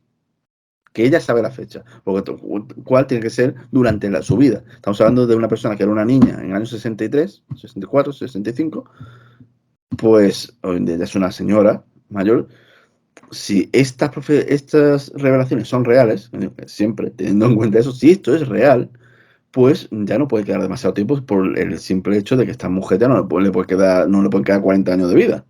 O sea, por lógica, por pura naturaleza. O sea, tiene que ser ya en una época cercana a lo que estamos viviendo. Decía eso que iba a ocurrir. Y también decía que después de este papa, en ese momento acababa de morir Juan XXIII, que quedarían 3 más, que habría uno cortito, que se lo contaría. Acertó. O sea, hubo uno que duró un mes. No Claro, un mes. Juan Y Pablo tres. I. Y el 3 se cumplió con Ratzinger. Por lo visto, con Francisco ya esa profecía se cumpliría. Pero ¿qué pasa? Que no sé si mucha de la gente que te sigue es consciente que existe realmente ahora mismo en la iglesia un auténtico cisma. Y hay muchísimos católicos, y no estoy hablando de católicos que dicen que son católicos y no van a la iglesia, sino de aquellos que van a la iglesia, aquellos que se leen las encíclicas papales, aquellos que están muy, muy metidos en la iglesia, que no reconocen a Católicos, Francisco. digamos, a la antigua usanza. No, ni siquiera la antigua usanza. Aquellos que están realmente interesados en su religión. Pues entre esa gente existe un porcentaje altísimo, pero digo altísimo. Yo, como digo, como estoy metido en todos los temas religiosos, pues tengo contacto con bastante gente. Que no consideran al Papa a Francisco el Papa. Lo consideran el obispo de Roma. Y voy a explicar el porqué. Cuando Ratzinger hizo la renuncia, y digo renuncia entre comillas, no renunció a una cosa que se llama mudus o algo así, mudus papal o algo por el estilo, que es lo que le otorga la autoridad papal como heredero de Pedro. Él renuncia a lo que es ser el obispo de Roma, pero lo otro no renunció. Cuando ves los papeles que publicó el Vaticano, sí aparece que esa renuncia, pero cuando ves las imágenes, no lo hizo. Y de hecho, él seguía firmando como papa. Él seguía firmando como Benedicto XVI, las cartas y los libros que escribió. Él seguía usando las ropas papales. Cuando otros papas han dimitido, que a lo largo de la historia ha habido unos pocos, no era la primera vez, como la gente decía, lo que pasa es que la iglesia tiene una historia muy larga.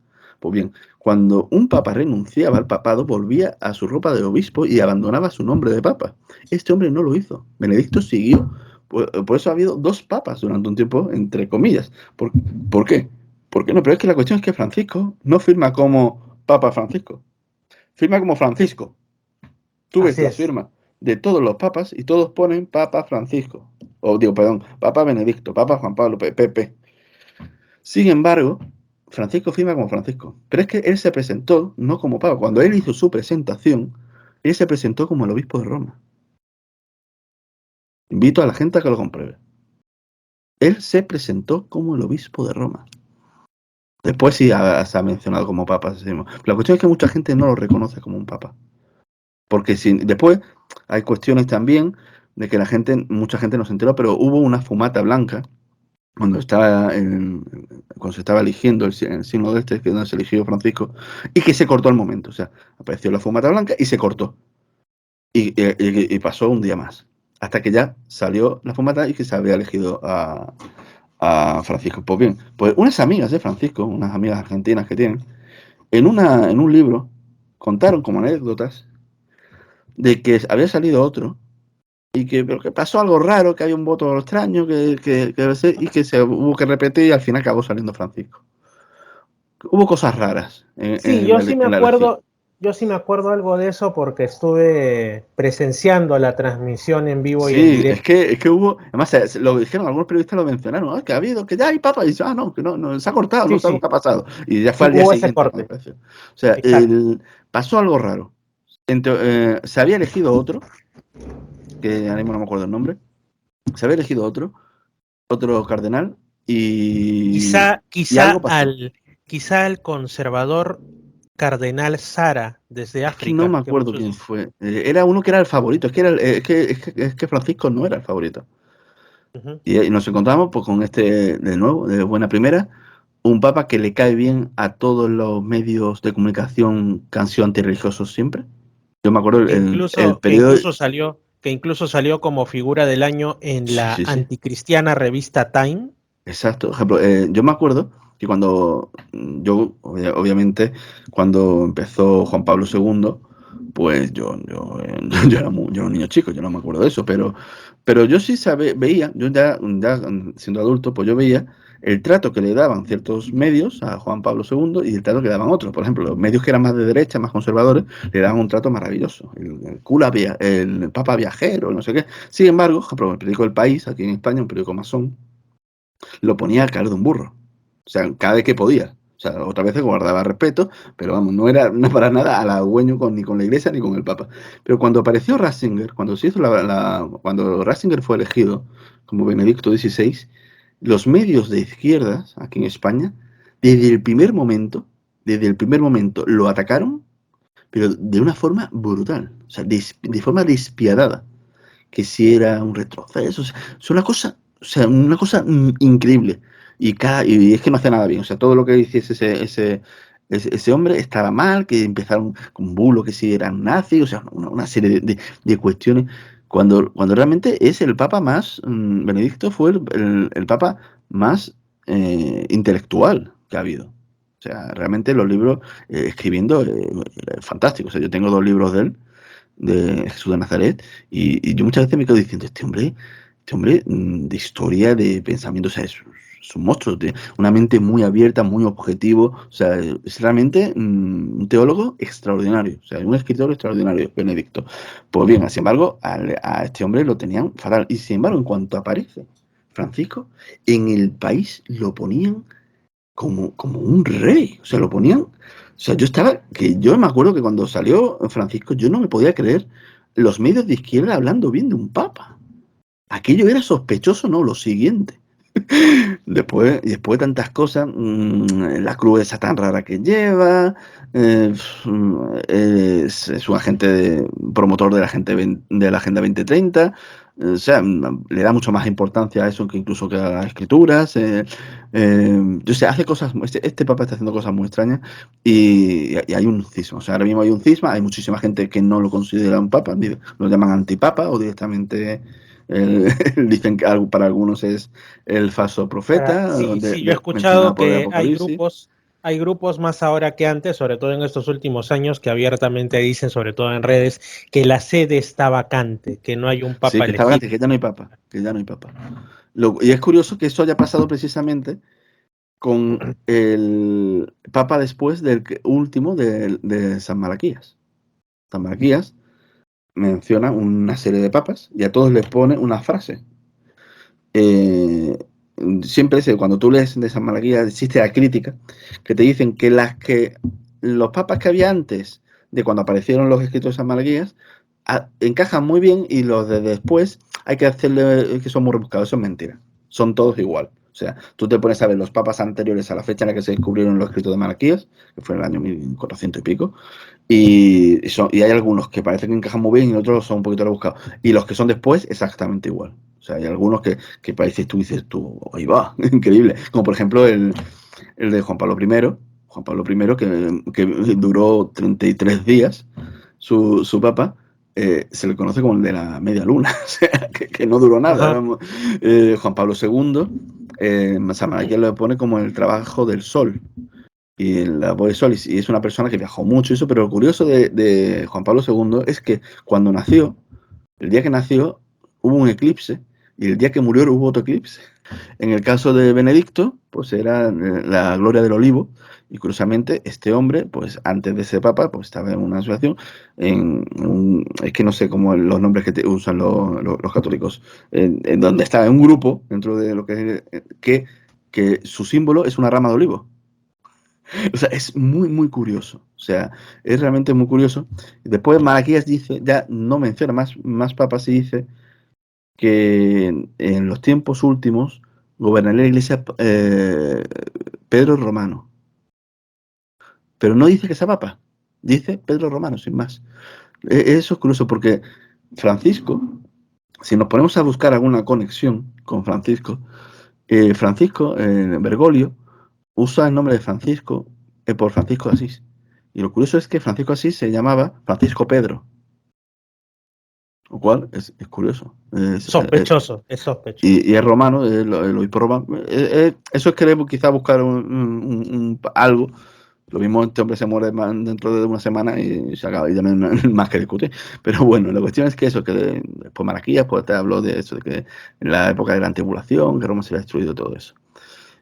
Y eso, entonces pues nos encontramos que aquí en Gabarandal, pues eso de que habría todos los acontecimientos que llevarían a lo que es el desarrollo del Apocalipsis, pues serían, en principio, tras un aviso que sería una gran prueba ellos dicen que ellos vieron que habría como un castigo. Ellos dicen que vieron, ellos tienen como visiones y que veían a multitudes de personas que gritaban, se asustaban, lloraban de terror, pero que eso no sería la tribulación, que eso sería algo como pequeño, que habría una gran prueba, que el comunismo, fíjate en esto que te estaba hablando del año 60, que el comunismo que parecería que el comunismo habría engullido el mundo entero. El comunismo es lo que ha engullido el mundo entero, o sea, lo que es, no el comunismo, digamos, antiguo, pero el Clásico. actual. El Ajá, actual. así es. Tenemos a la ideología de izquierdas. Curiosamente en China hay menos que aquí. China, que es comunista, desde un punto de vista político, desde el punto de vista económico y moral, parece menos, ahora mismo menos comunista que España, por ejemplo. Ujú. Que después de eso, que habría una persecución a la iglesia, que habría dificultades para poder reunirse en misa, que, como digo, el comunismo llegaría invadiría Europa completamente, España un poquito menos, pero que llegaría a Europa. Aquí Como está en digo, Japón. aquí está en Japón. Aquí está en Japón, volvemos a un hecho, acontecimiento, que había una monja japonesa llamada Sasagawa o algo así, no estoy seguro el nombre, que rezando pues a una imagen de la Virgen, pues empezó a hablarle y le curó la sordera. Era una monja que era sorda. En algunos sitios dicen que era ciega, no, era sorda. Y que se le comunicaba con ella y en una de las comunicaciones le dijo que recuperaría el oído y efectivamente esa monja, esa monja recuperó el oído de forma inexplicable. Y entonces, pues en la enseñanza de Akita, pues los mensajes de Akita, pues nos encontramos con lo mismo, nos encontramos con un futuro de... Esta mujer sufrió estigmas en las manos y en algún sitio más. Después la estatua esta lloró sangre. Hubo gente que analizó esa sangre y era sangre por lo visto auténtica, eso dicen. Yo no he confirmado esos estudios, pero existe la información.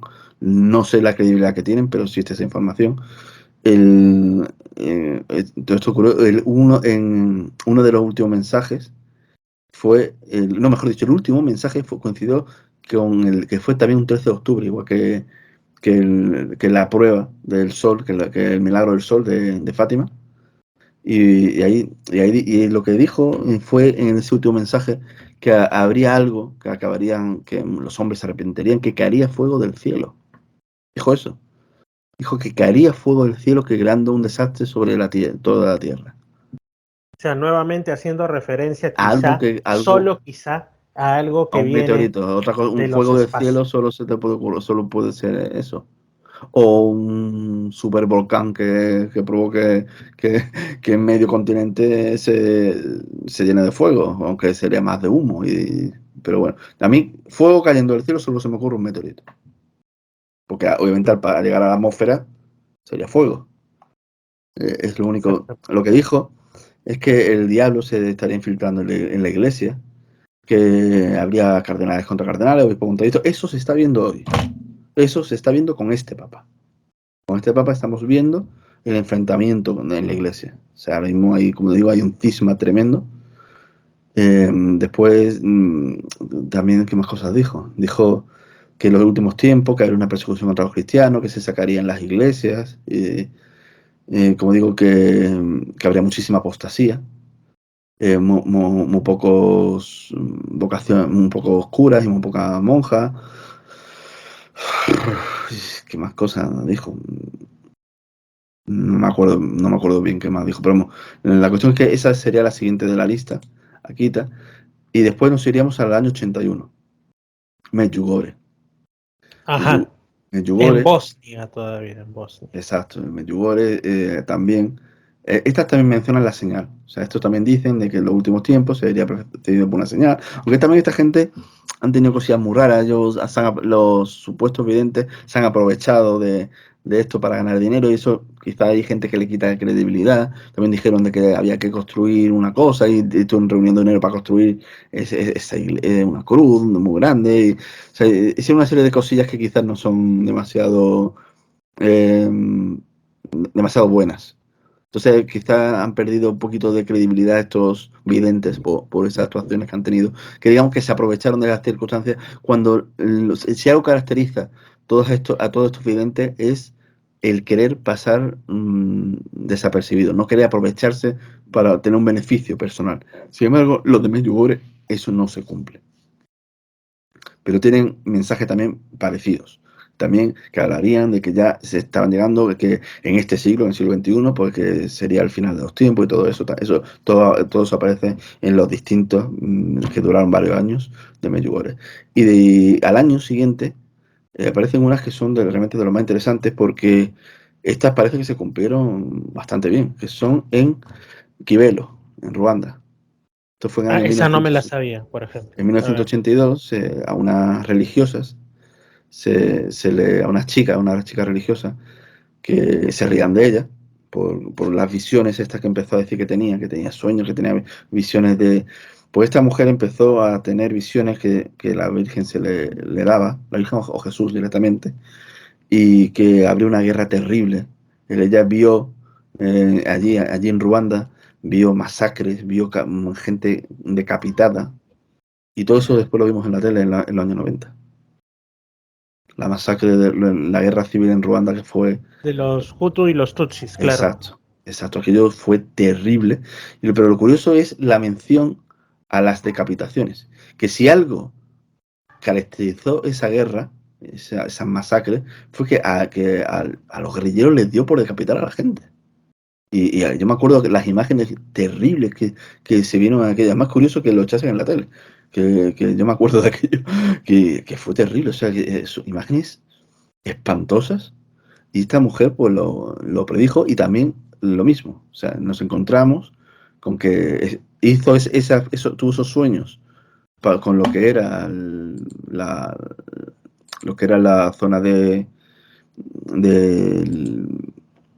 Ruanda, pero también habló de lo que vendría después. Esta mujer también tuvo mensajes que la Virgen pues le daba de... los mensajes de esta mujer, pero es que me está empezando a acordar. Los mensajes de esta mujer iban más indicados a lo que tenía, a lo que era la cuestión personal de la gente. Que la gente que se resistiese a lo que era la idolatría, a la irreverencia, que luchase contra lo que es la apostasía en sí, de que se mantuviesen fuertes en la fe, que se mantuviesen en la moral, porque iba a haber, ella dijo de que iba a haber una inmoralidad absoluta en el mundo, que iba a llegar una inmoralidad en el mundo, y que el mundo llegaba a su término. O sea, que el mundo se acababa. Que lo que era esta era, que se acababa, y que el regreso de Jesús era muy, muy cercano. Decía que ya había que volver a lo que era la fe, a lo que es el cambiar su vida, renunciar a lo que es el pecado, a lo que es el mal, o sea, la renuncia al mal, que si no nos íbamos a condenar a nosotros mismos. Entonces, decía que ya quedaba poco tiempo. O sea, ya que el mundo estaba en odio y que iba a más odio, y que había que volver, digamos, un poquillo a lo que era el bien, a lo que eran las escrituras, lo que era el bien. Eso era lo más o menos que decía. Decía muchas más cosas, pero no recuerdo. Después nos encontramos con las revelaciones al padre Gobi. Este hombre, existe un libro, se llama El Libro Azul del padre Gobi, que relatan, eso daría para un programa entero. El Libro Azul del padre Gobi daría, y te habla de lo que es las visiones que tuvo este hombre, este sacerdote, sobre lo que era el Apocalipsis y lo que vendría después del Apocalipsis, lo que sería después de la resurrección. También lo mismo, nos encontramos con videntes que dicen que estamos en el final del tiempo. Pero vamos a irnos ya al final, y con lo que tiene que ver ahora. Con lo que tiene que ver ahora es que existe un vidente actual que sigue recibiendo mensajes. Empezó a recibirlo hace ya bastantes años, pero que sigue recibiendo. Y a partir de él se hizo bastante conocido en este mundillo, a partir del año 2020, cuando el tema de la pandemia. ¿Por qué? Porque en febrero o marzo del año 2020, él tuvo una serie de visiones, fue antes de los encierros, estamos hablando. Él tuvo una serie de visiones que decían que veía las iglesias cerradas, con los curas cerrando la iglesia, veía como una luz encima de los sacerdotes, la gente queriendo entrar en la iglesia que no lo dejaban, y todo eso lo vimos durante la pandemia. La, que sería recordado como el año que no ocurrió.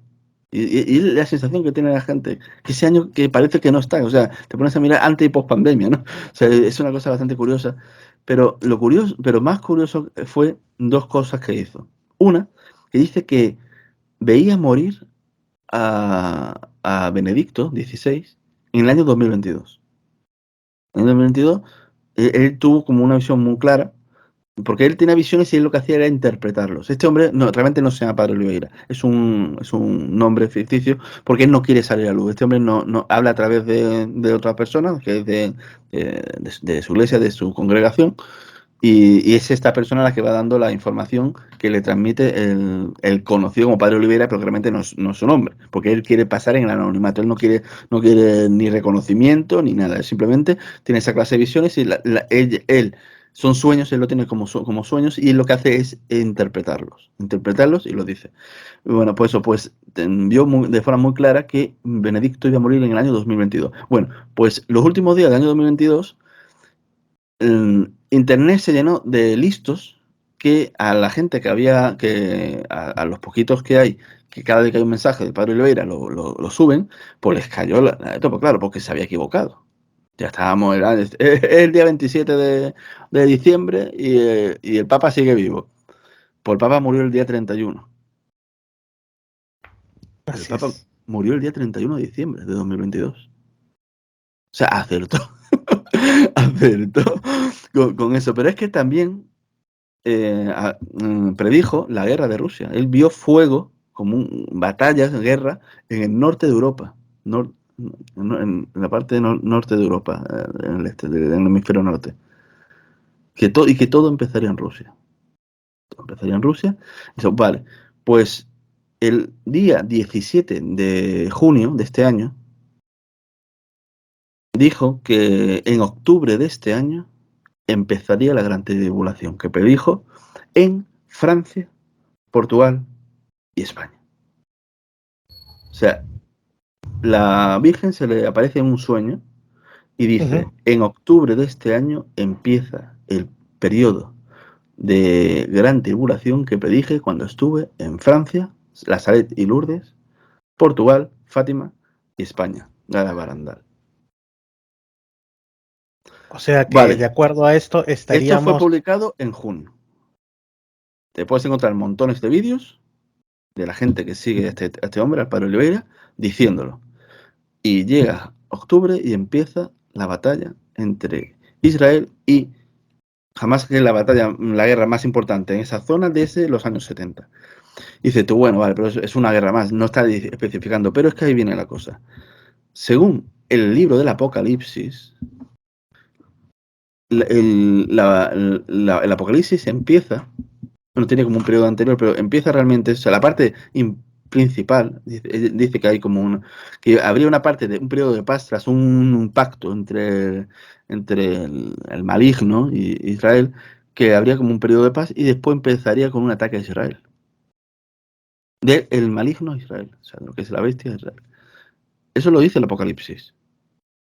Y la gente siempre ha interpretado, de esto lo hemos hablado tú y yo hace tiempo, que habría un ataque, una guerra contra Israel. Yo, en la predicción que, no sé si te acordarás, las predicciones que hicimos, que hice hará 2 años ya, ¿no? Dije que si yo interpretaba como los pactos de Abraham hechos por el señor Trump, vamos, mediados por el señor Trump entre Israel y el mundo árabe, eso fue el 15 de septiembre del año 2020. Según la profecía de Daniel de un tiempos y medio tiempo, la guerra empezaría más o menos en febrero de 2024, 24 de febrero de 2024. Ahí empezaría, yo pensé que podía empezar en ese momento, en febrero, un ataque a Israel, que sería el inicio de la destrucción. Puede ser, obviamente estamos hablando de interpretaciones y eso, puede ser que sea esta, puede ser que haya otra en febrero, no lo sé. Pero la cuestión es que es curioso como yo dije, las profecías apuntan a un ataque a Israel, del mundo islámico, como el inicio del fin. Y este tío, el padre Oliveira, dice que en octubre empezaría y en octubre se produce un ataque a Israel. Es curioso. Y Es también bastante sorprendente, es bastante sorprendente. pero Y esta misma visión la tuvo también el mismo día, el día 17, una monja también en Brasil, una monja nordestina en Brasil, no sé el nombre, no sé de hecho no sé si ha trascendido el nombre de esta monja. Esto lo he visto en una de las páginas que hay, que también esta monja pues salió, digamos, diciendo cosas parecidas, de que en octubre iba a empezar todo y todo eso. ujú, Después también interesante. dijo que el día 13 recibiría la señal que había pedido. Pero eso es una cosa personal. O sea, el día 13 no ha pasado nada realmente. Pero la visión que dijo este hombre el día en junio era que en octubre empezaría todo, empezaría la tribulación, que sería como en escalada. O sea, que no sería de golpe, sino que empieza en ese momento y va a ir escalando. Y que el día 13 de octubre recibiría la señal que él había pedido, pero es una cosa personal de él. No ha habido más comunicaciones a día de hoy no ha habido más comunicaciones del padre Oliveira. O sea, no sabemos si acierta, si no acierta, si ocurrió algo el día 13 que él vio, si lo dirá, si no lo dirá, no lo sabemos aún. Pero la verdad es que es curioso, son temas bastante curiosos y ahí está. ¿Qué podemos esperar? Pues si de verdad ocurriese, si todo empezaría a contar desde octubre, el periodo gordo llegaría a principios de 2027. En ese Mira tú, momento ocurrirá lo gordo. qué año tan singular. Si al final yo sigo pendiente de febrero-marzo, que haya algo gordo en febrero-marzo. Si ocurre algo gordo en febrero-marzo, ya es cuando hay que creérselo. O sea, yo como digo, estamos poniéndonos en que todo sea verdad, en que lo que dice esta gente sea verdad y que no sean falsos. O sea, estamos poniéndonos en el punto de vista, vamos a ver, a creernos todo esto. Porque digo, o sea, yo posiblemente esta guerra terminará cuando tenga que terminar y ya está. Y no pasará nada, llegará octubre, llegará el 2025, 2026, 2027 y no pasará nada. Eso es lo que yo creo que va a ocurrir. Pero quiero no tener la cosilla de que, ¿y si pasa? ya que han pasado todas estas casualidades, ¿y si pasa? Como digo, si pasa, pues habrá que estar atento e irse a los montes en caso de que ocurra algo grande. Así es, exactamente. Irse a los montes, pero asegurarnos Pero, que en esos montes pues haya fuentes de agua. Sí. exacto, lejos de agua, eso. Y si todo ocurre, o sea, si empieza una escalada de guerra mundial y todo eso, y entonces cuando de verdad parece ser que sí iban a acertar todos estos profetas, todos estos videntes, si eso ocurre, en 2027 no estar cerca del agua ni de ningún volcán. Exacto, porque de No estar repente cerca dices, del me voy a Atlántico. un monte y es un volcán. Sí, sí, Y eso bueno, no sería buena idea. sería Y, poco, y no poco sería buena idea acertado. tampoco estar cerca de las costas del Atlántico. Ujú, así es, exactamente. Y finalmente, ya para cerrar este auténtico monográfico que se ha formado, este, ¿cuál sería el mecanismo que posibilitaría, supuestamente, si es que es real, la existencia de estas profecías? Que se ¿Cómo es que cumplan. llega esta información? No, me refiero de dónde vendría la información, quién se Ah, estaría comunicando y cómo es que sabría el futuro. pues podemos especular. A ver, desde un punto de vista cristiano, pues es María realmente la que está intercediendo. Sí sé, desde un punto de vista de la nueva era, pues podrían ser seres evolucionados que nos están dando mensajes y se representan con ese aspecto porque son nuestras creencias, eso se podría decir. También podría, no sé, ¿desde qué punto de vista quieres que lo analicemos? ¿Desde el punto de vista ufológico? Desde el punto de vista alejado de la religiosidad y en el que simplemente nos planteamos, vamos a ponerlo en lo más básico, ¿no? Ya sin En lo más básico, caracterizarlo pues como serían cristiano ni como seres. nada. Ajá, eso. Serían seres que están muy por encima de nosotros y que pueden ver algo, al menos en parcialmente, el futuro y nos están avisando. Eso sería, si ocurre, obviamente, si ocurre, es que obviamente lo han visto, o sea, lo saben de algún modo. Eso Con lo cual sería el lo único. futuro, con lo cual el futuro ya estaría, Al menos digamos parcial. así, determinado desde antes. O podría acceder de algún modo a esa información. A ver, la física nos dice que el tiempo es una dimensión, simplemente que nosotros solo vemos lo que estamos viviendo actualmente. Para un ser omnipotente que lo sabe todo, que lo ve todo al mismo tiempo, obviamente el futuro y el pasado conviven. O sea, para lo que sería una deidad, realmente no habría diferencia. Ahora, para seres inferiores, pero superiores a nosotros, quizá pueden acceder a ese tipo de información de algún modo, o a un tipo de tecnología muchísimo más avanzada que la nuestra. No lo sé, estamos especulando, estamos haciendo, no sé, Estamos especulando estamos haciendo especulaciones. que se trate de aliens. Para la gente, yo que sé, que sean, yo sé, musulmanas o que crean el libro Urantia o en otras, pues podrían interpretar que realmente es María, no la Virgen María, porque no creerían bueno, los musulmanes sí creen en la Virgen María, pero por ejemplo los del libro Urantia no, pero que a lo mejor sí es María que trabaja, se quedó trabajando aquí de este modo, podría ser, o que es otro ser, otro ente espiritual que se representa así, como he dicho antes, porque es lo que la gente quiere ver. O sea, no lo sabemos. La cuestión es que si ocurre, obviamente, todo está hablando de si ocurre. Lo mismo, la gente, el tiempo pasa, las décadas pasan y dentro de 30 años estamos tú y yo más viejos que una pasa y tomando unas cervezas y hablando de todo esto y de que, bueno, no ocurrió y ya está. Y, o sea, que quizás sea lo más probable. Pero Claro, bueno, y en caso ocurra, pues probablemente tampoco haya forma de comunicarse y de decir no, bueno. Si parece con certeza. ocurriese, lo mismo si nos ponemos, porque ya has visto que habría un siglo de prosperidad y maravilloso si sobrevivimos, claro. Que tú lo tienes, tú allí en Perú lo tienes mejor que yo aquí. En el caso de que todo ocurra, yo aquí lo tendría bastante chungo. Así es, digamos que España quedaría renovada. España quedaría bastante. Si cayese un meteorito en el Atlántico, vamos a hablar de una ola de 1,5 kilómetros de alto, 2 kilómetros de altura. ¿Dónde me escondo? En lo alto del Mulhacén. Sería el único sitio. Tendrías que ir a Madrid.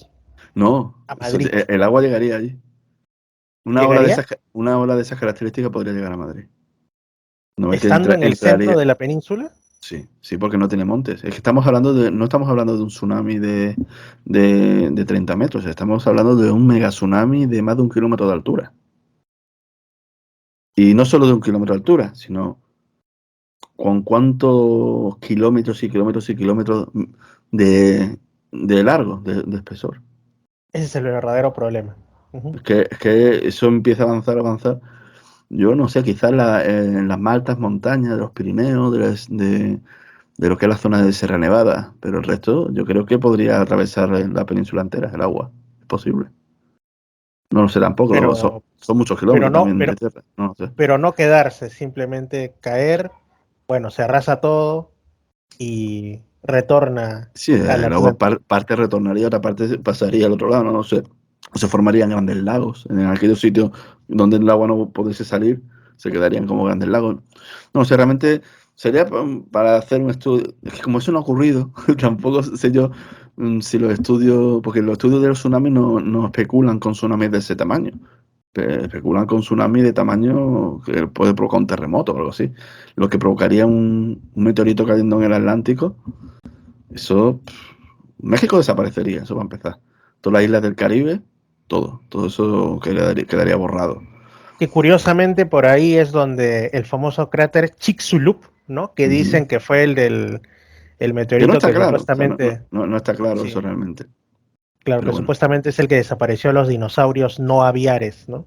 Sí, aunque después los dinosaurios tardaron 10 millones de años en desaparecer, lo cual no encaja con esa teoría, pero bueno. Un poco sospechoso, sí.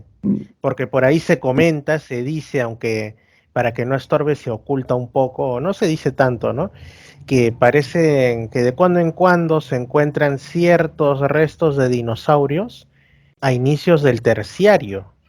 O sea, como que hubo comunidades que todavía supervivieron, mal que bien, Sí, con sí, hambre, por pero eso ahí digo, unos andaban. 10 millones de años, tardaron unos 10 millones de años en desaparecer, o sea, no fue tan rápido, hubo como una cosa muy de golpe, pero después fue como una escalada hasta que desaparecieron y siguieron las aves, después vinieron las aves gigantes. Ujú. Que eran como el último grito, nunca mejor dicho, de los dinosaurios Sí, volviendo a la evolución, ¿no? Esas aves terroríficas, sobre todo en el sur de América, y que después eran vinieron los grandes mamíferos, los mega, que sí, el perezoso la megafauna. gigante, la megafauna, exacto, después llegó la megafauna y después ya nosotros, después las edades de hielo y nosotros. Así es, después llegaron, como digo, los dinosaurios, perdón, los mamíferos a enseñarles quién manda en el planeta. Así es. Exacto, algo así. A propósito, Alejandro, en estos momentos que ya estamos culminando nuestra conversación de alrededor de 2 horas, ¿no? Que lo vamos a poner en 2 partes en la edición que es de una hora, ¿no? Que es para Arequipa, para aquí para la región San Martín. Vamos a ver si en Lima lo saco en 2 partes o en una sola, pero te comento que voy a comer dinosaurio porque voy a comer un pollo a la brasa, ¿no? Así que Yo he me cenado voy a sentir dinosaurio. me voy a Ah, sentir poderoso cenando yo he dinosaurio. cenado alas de dinosaurio. O sea que tú eres peor, más cruel. Tú lo partes y después te lo comes de a Sí, poco. sí, Dios sí, mío, sí. Sí, además terrible, ¿no? sin remordimiento ni piedad, una cosa terrible. Vamos. Lo mío es alergia al tofu y, y me Claro, gusta comer dinosaurio. es como el otro día que yo andaba por el campo y veo una gallina con sus pollitos y me ponía a pensar cómo degeneran las especies, ¿no? Pasar de esas especies grandes y quedarse ahí listas para combinar con el arroz y con unas papas fritas. Una cosa tremenda. Pues sí. Pero, Ah, no, exacto. no te puedo. He cerrado ya la listilla que tenía. La he cerrado, pero nada, esto sigue bloqueado. No te veo, no puedo ver el Skype. O sea, no sé ni cómo funciona esto porque me pone que no responde. O sea, ahora mismo No te, abajo pre- no te, no te preocupes, pone Alejandro. Tú ni sabes el que la Google, vida, ni Google ni Skype, pone no responde. Estoy tú aquí. sabes que la vida muchas veces se basa en señales y eso es señal de que por allá ya es tarde, por allá ya deben ser pues cerca de la 1:30 de la Pues madrugada sí, la 1:23, y sí. y por acá tengo que ir también a cenar, como dicen en España, para estar a gustito, ¿no? Así que ya toca. Y Alejandro, quiero agradecerte por estas 2 horas de conversación sobre profecías, supuestas profecías, cosas raras y sobre todo cosas que podrían ocurrir en el futuro de la humanidad, según estos videntes, que decía aquel, tú sabes lo que es un vidente, es una persona con 2 dientes, Pues vidente. sí, la verdad que sí, tiene toda la razón. Exactamente. No hay vuelta que darle a esa. Y me alegro que te haya sorprendido con alguno que no conociese, porque yo sé que este tema te gusta y lo tienes bastante investigado. Exactamente, así es, Alejandro. Un gran abrazo hasta allá, hasta Málaga, y seguimos en contacto. Muchas gracias. Pues un abrazo a través de las redes, hasta allí, hasta Perú. Así es. Amigos, por el día de hoy hemos culminado con Misterios al Anochecer. Ustedes ya saben, si es que quieren ver el programa completo, o si es que quieren compartirlo, volverlo a escuchar, pues Misterio Infinito, pero en YouTube. ¿Qué hacen que no lo siguen? Misterio Infinito, pero en YouTube ya somos más de 10.000 ahí que estamos en esa comunidad. Y compártanlo. Y ya saben, siempre estamos en Misterios al Anochecer a través de Radio Imperial 299.5 en el sur de Lima, Radio Estación Lamas en la región San Martín, Radio Arequipa en la ciudad homónima. Y por supuesto, nos retransmite edenex.es, la radio del misterio. Y también acércate radio.org para que nos acerquemos cada vez más, ¿no? Saludos. Dios los bendiga, como dijo aquel reggaetonero, Dios los bendiga y tengan ustedes muy buenas noches. No hagan travesuras y que todo les vaya muy bien. Chao. Lima Sur, Arequipa y Lamas, Tarapoto escuchan Misterios al Anochecer. Fernando Chapi Martínez está presentando Misterios al Anochecer. Síguenos también en YouTube, Facebook e Instagram como Misterio Infinito Perú. Misterios al anochecer. Un programa que te interna en lo mejor de los enigmas, en los hechos misteriosos, la cultura y la buena música. Misterios al anochecer.